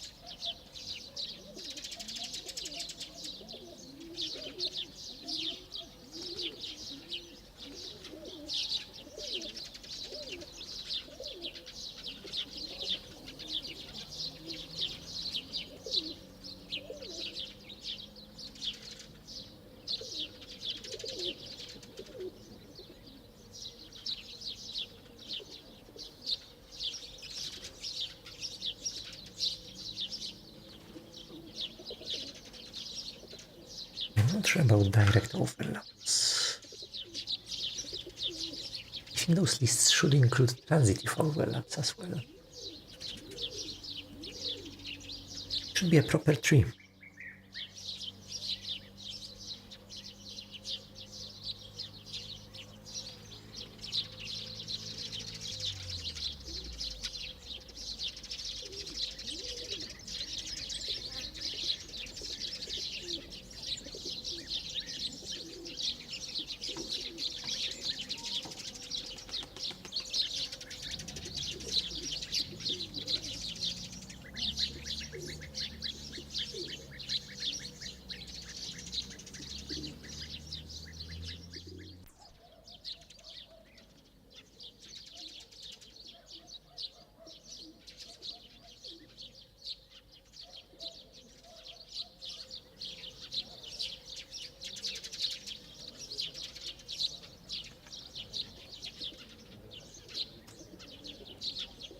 I don't think it's possible to record this in a transitive way,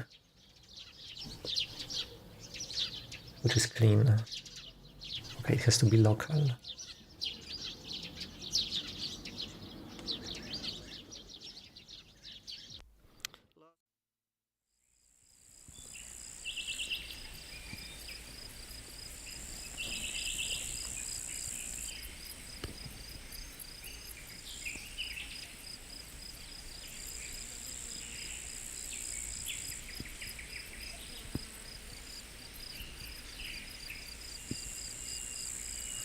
I'm thinking about this, and this is a kind of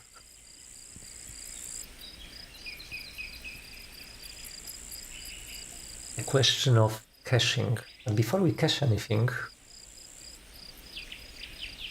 we could just use it without caching and see if it works okay.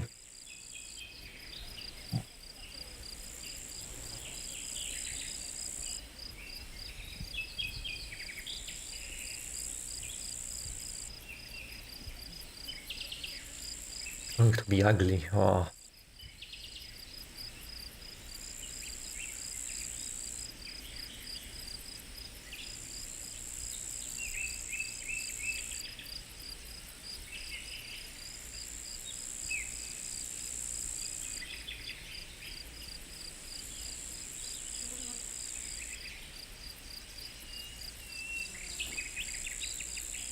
Rescan edges. What edges?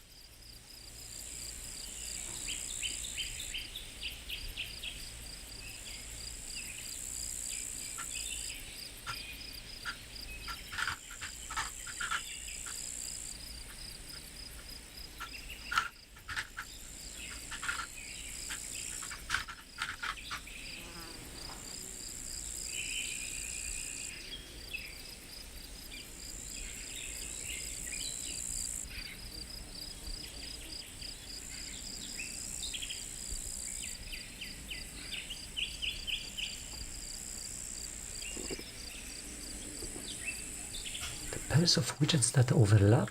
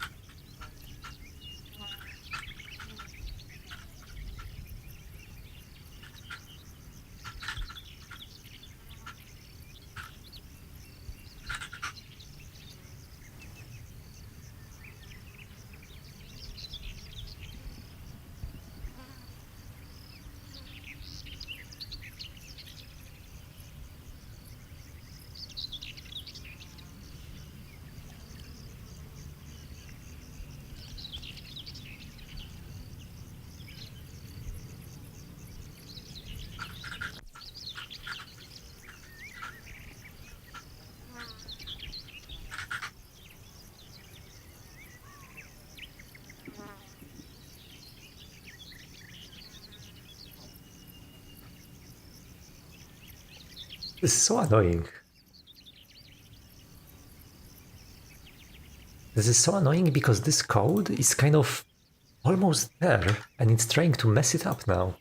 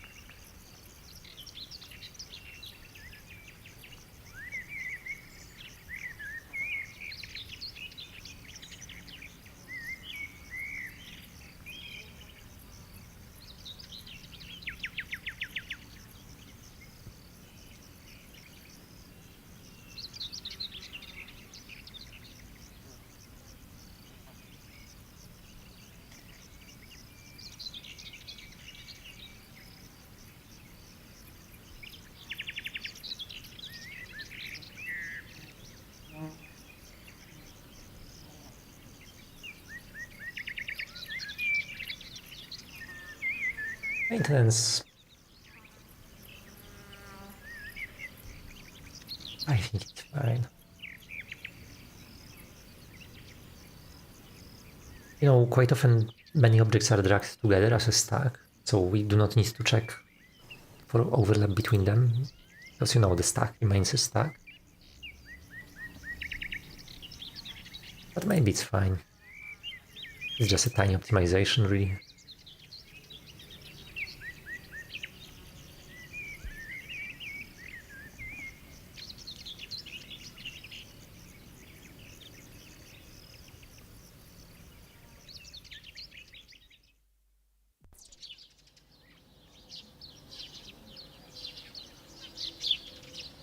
Okay, the problem is that when this list changes,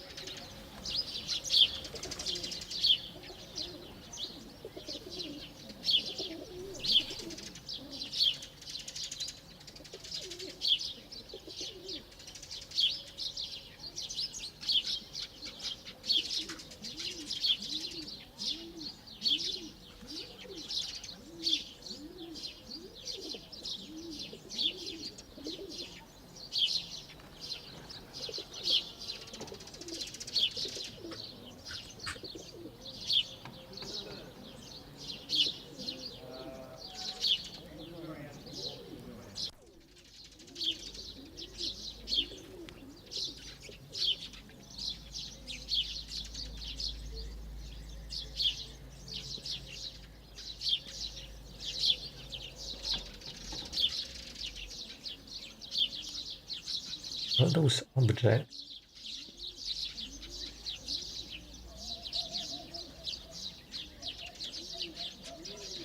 are over, need to add themselves.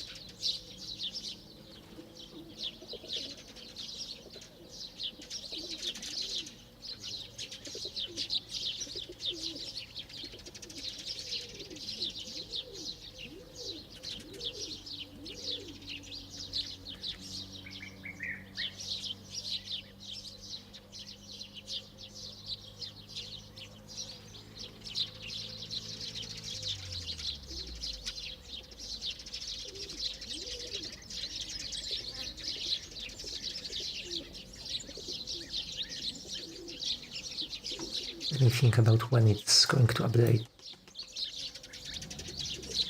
Under.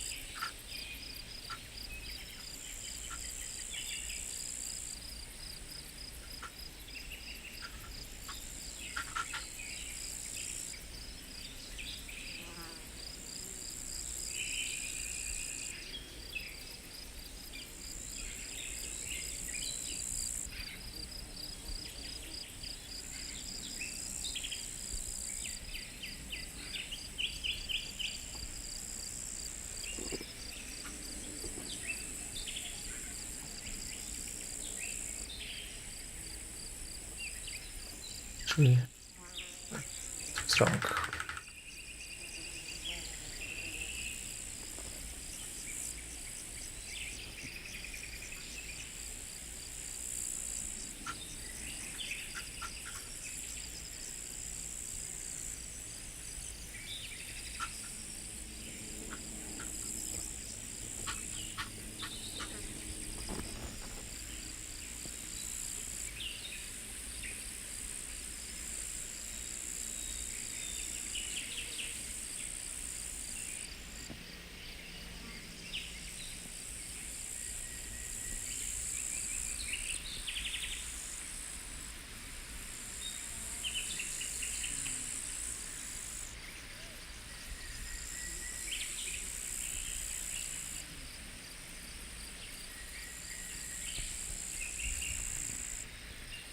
Because this is, I think, necessary for the drawing to happen correctly. It's ugly, but oh.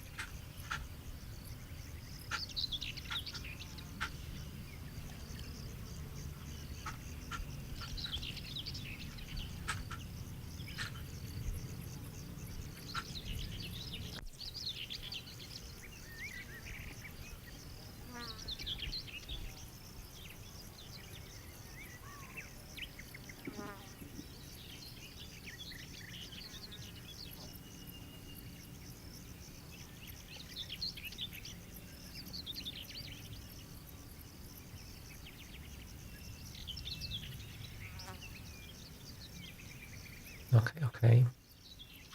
Slightly better.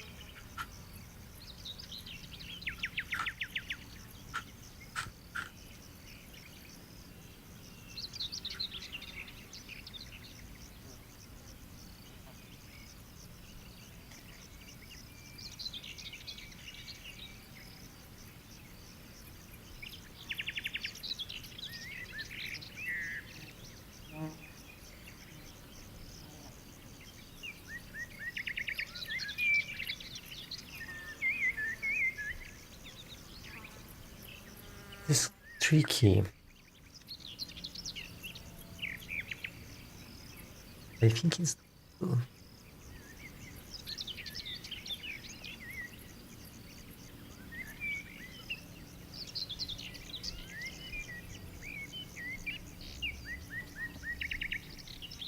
yeah, subtle depth glitch. Not so subtle. Our dev glitches are in your face.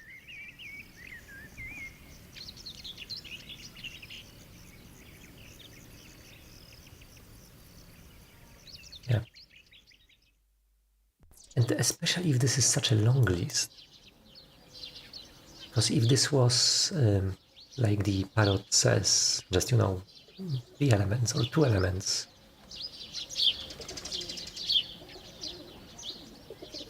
then that would be okay. But we have to kind of expand the subtree of all widgets.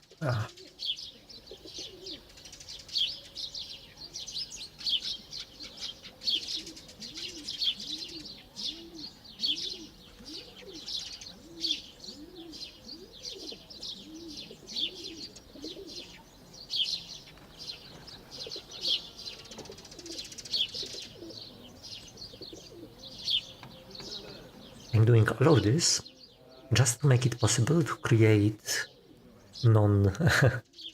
non-linear connections that can kind of do this kind of weaving patterns.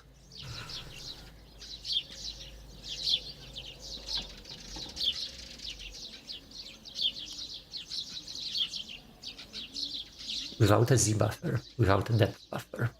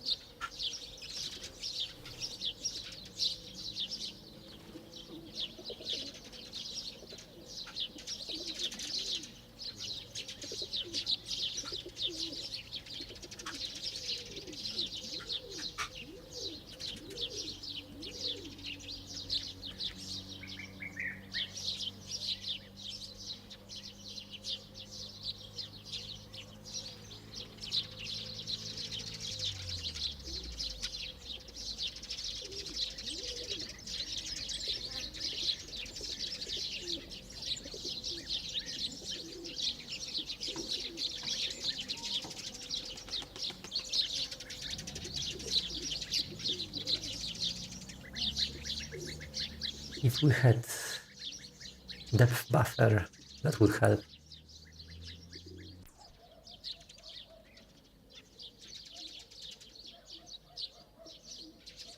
We could have such a nice things if we had a depth buffer. But Skia steals it. We do not have a depth buffer.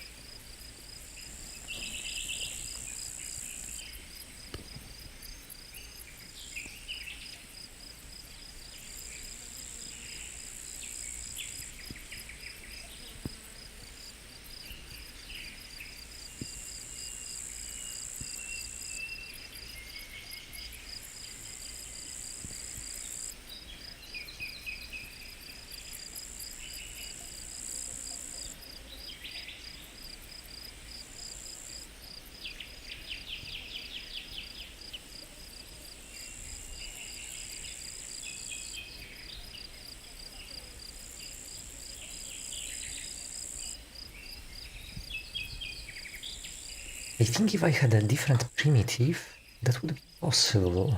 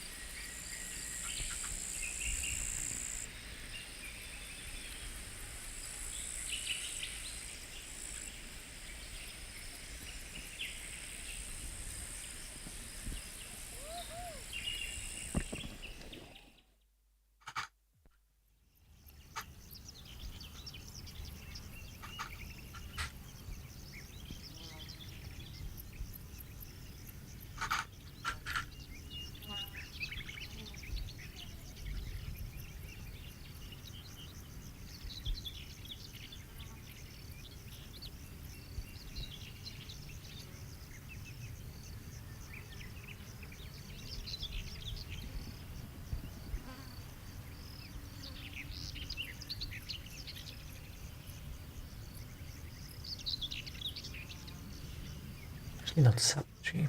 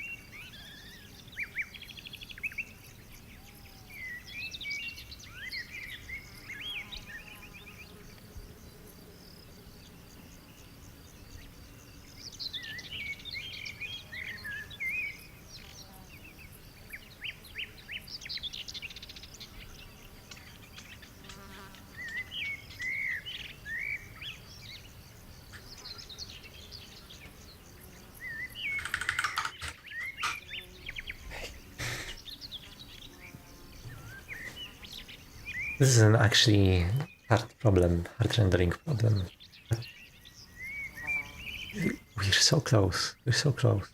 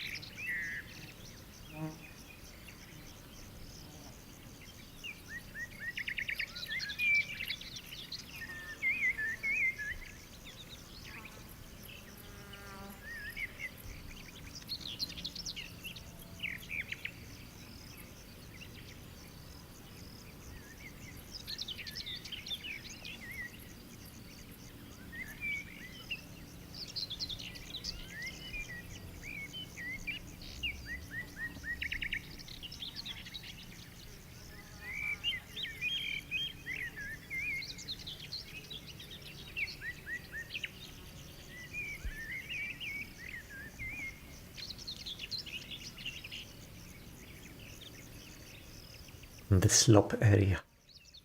It's a very fitting area.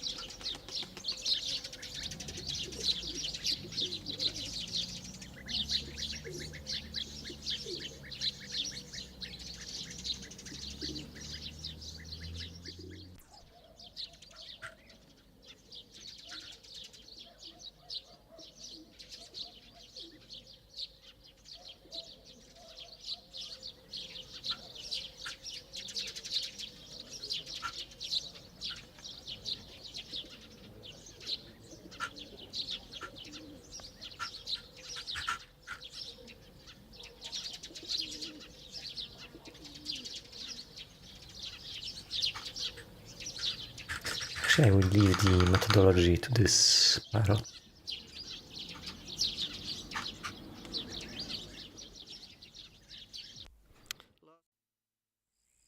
Okay.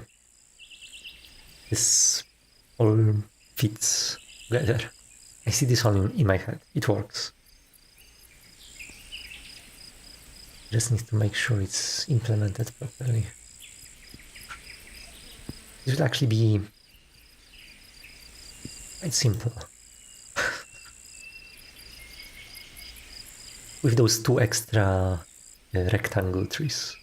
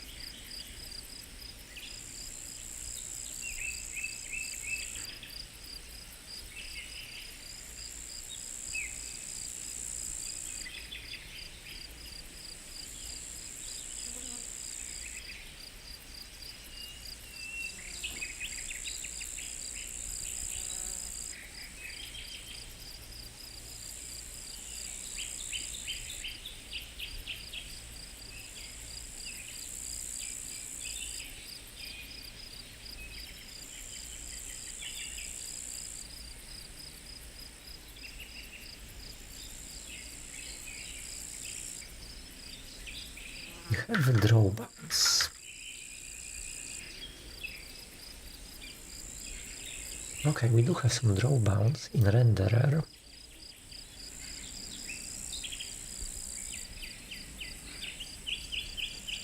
This is kind of exactly what we want. We are already using this name for this concept.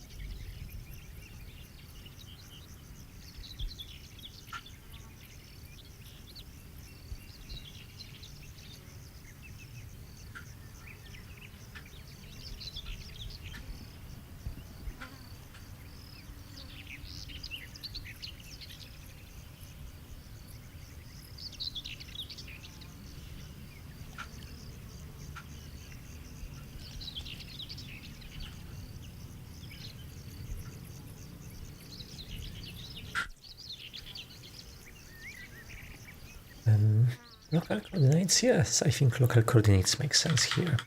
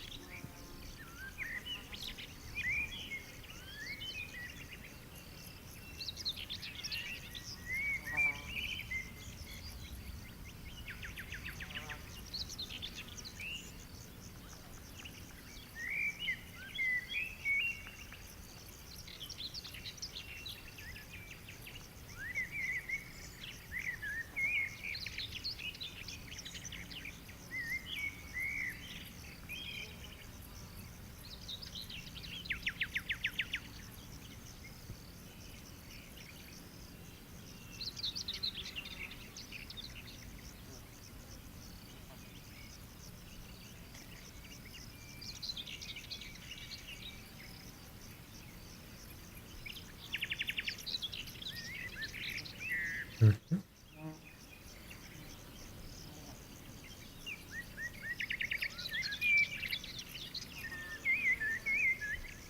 Okay, computing those bounds is going to be super cheap. No need to worry about them.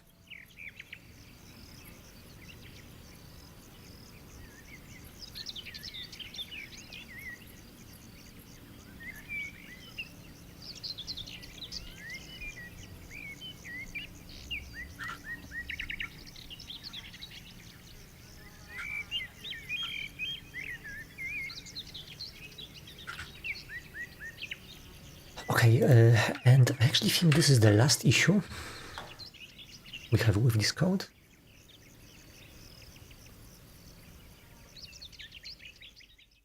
Oh, it's my location. It needs to go.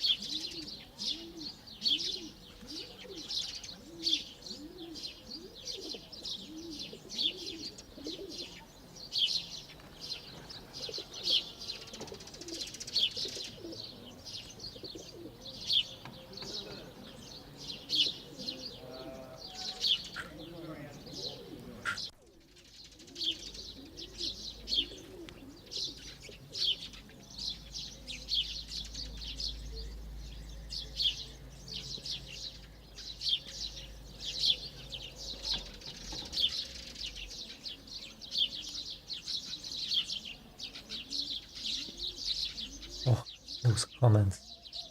Oh god. Why is it adding so many comments? Drag location action. This is enough. Canvas coordinates. Why is it saying canvas? We have canvas anywhere?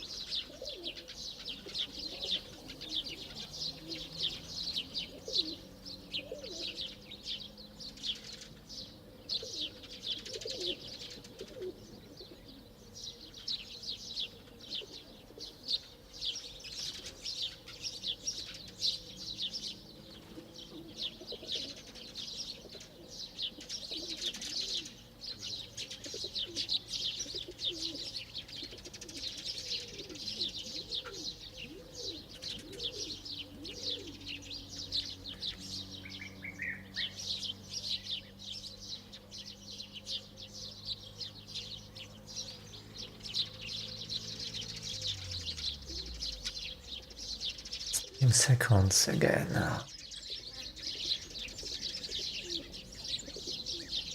I think it's right. Yeah.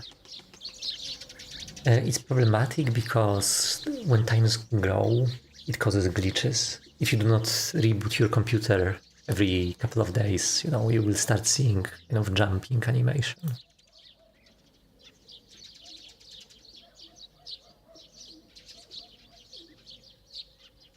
But this animation is going to be changed anyway. I'm not going to have this circle.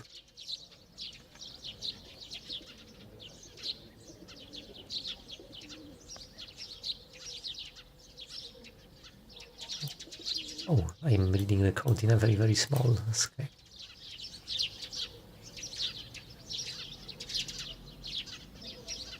Like that.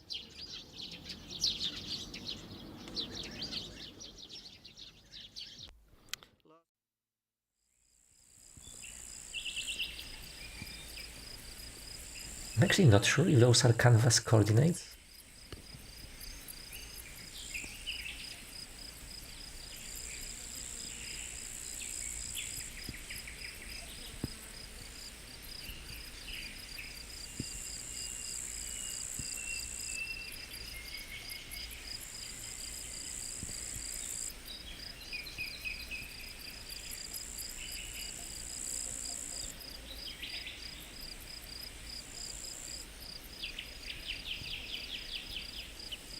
Whoa, what here?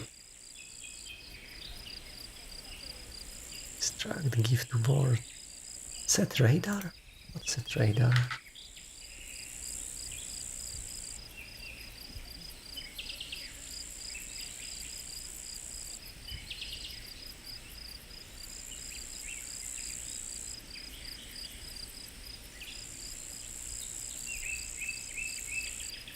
Target what?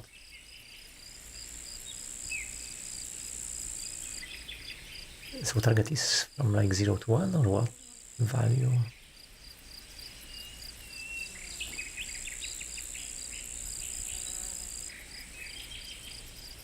It is target. Okay.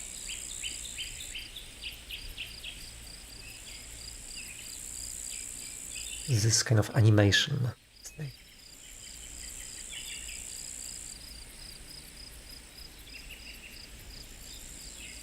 Okay, I'm checking if we can connect. This is okay. This will go. I will put this. So this is what we are doing right now.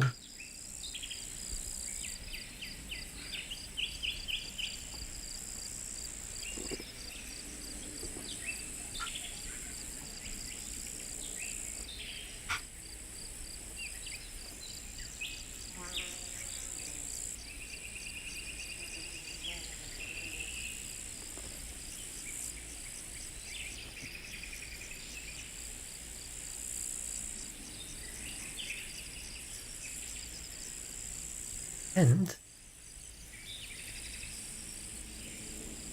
we'll actually stage all changes.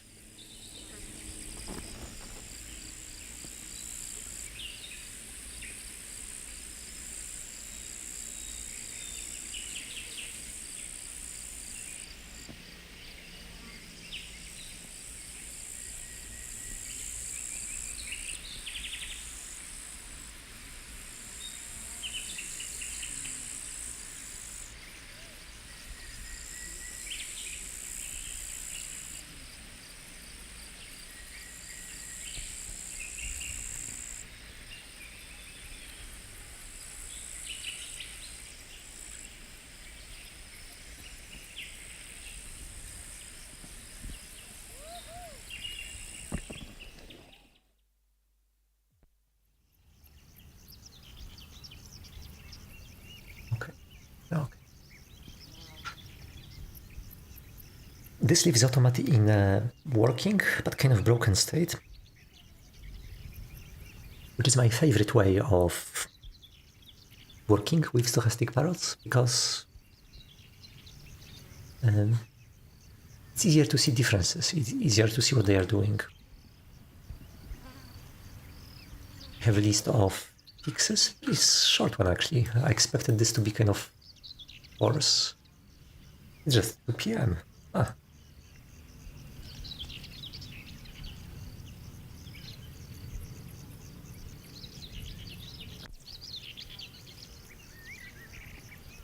One thing I observed during the conference was that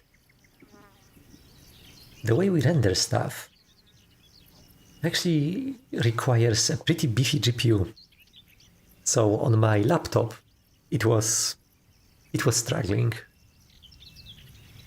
I don't know.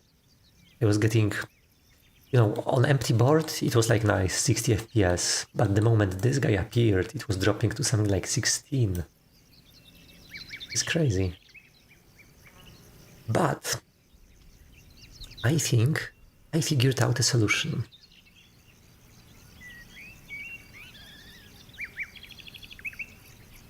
The solution is going to be that we will have a new primitive, which is going to, like, the slowest part of drawing, by the way, were gradients.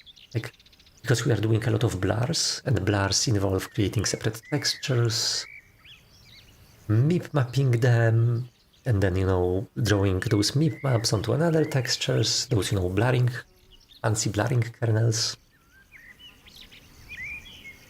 This is the stuff that's slow. You can pre-compute those blurs. You can just cache them in a texture, And the texture has this nice property that it's blurry, right? So we can zoom in and that blurry texture is going to maintain a nice blur. Like, and better than here. And we'll also make sure that this texture still has crisp edges because we will clip it. So we'll draw the blur unclipped, just a rectangle. We'll do all the blurring and then we'll just apply clips.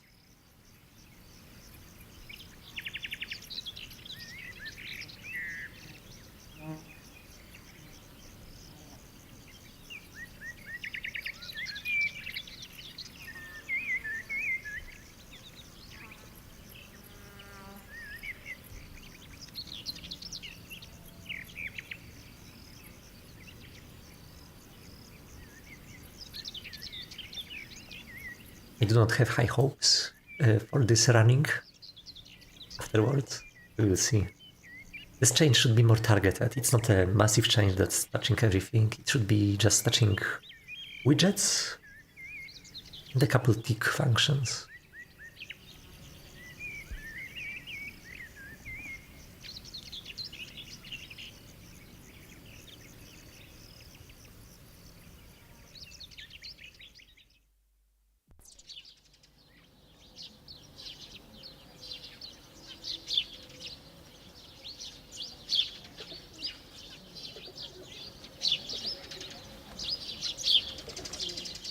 Okay.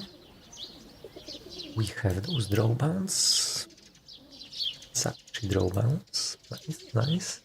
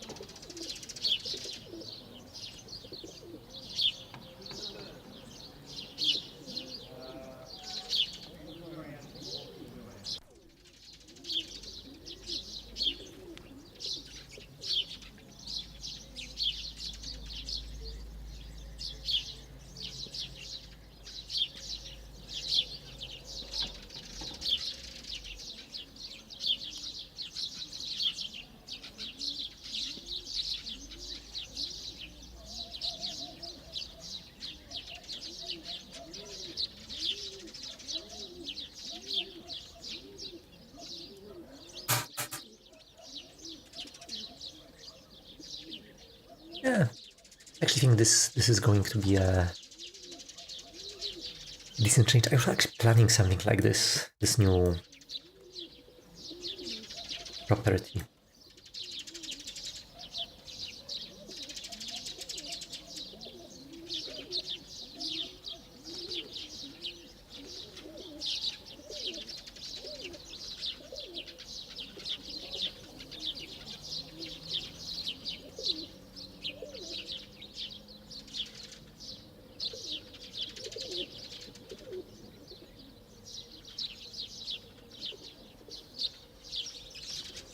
I actually wonder.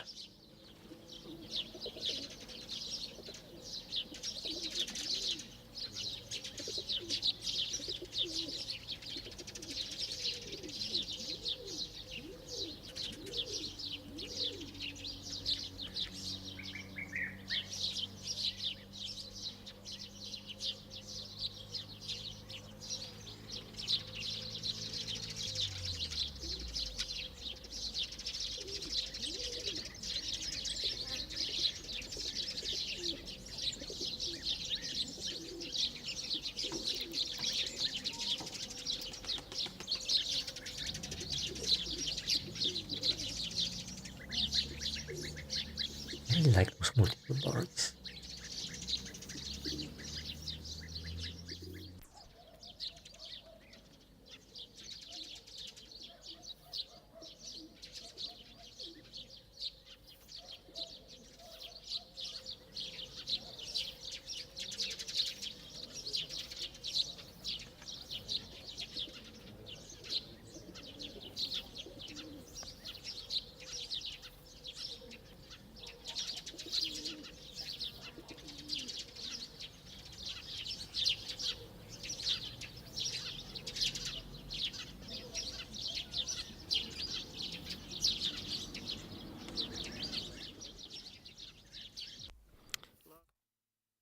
did it?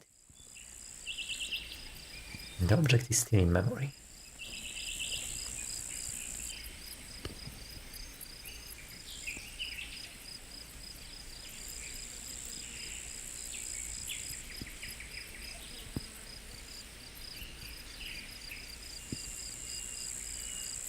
You know what? This is going to take more time. I think this is enough for today. I will finish this over the weekend, and next week we are going to implement this drawing primitive, which is kind of just optimization, but we really need it desperately. Like looking at the performance on Android, on my Windows laptop, it was awful. So yeah, next week, at least on Monday, we are doing some optimization. So, see you then. Bye bye.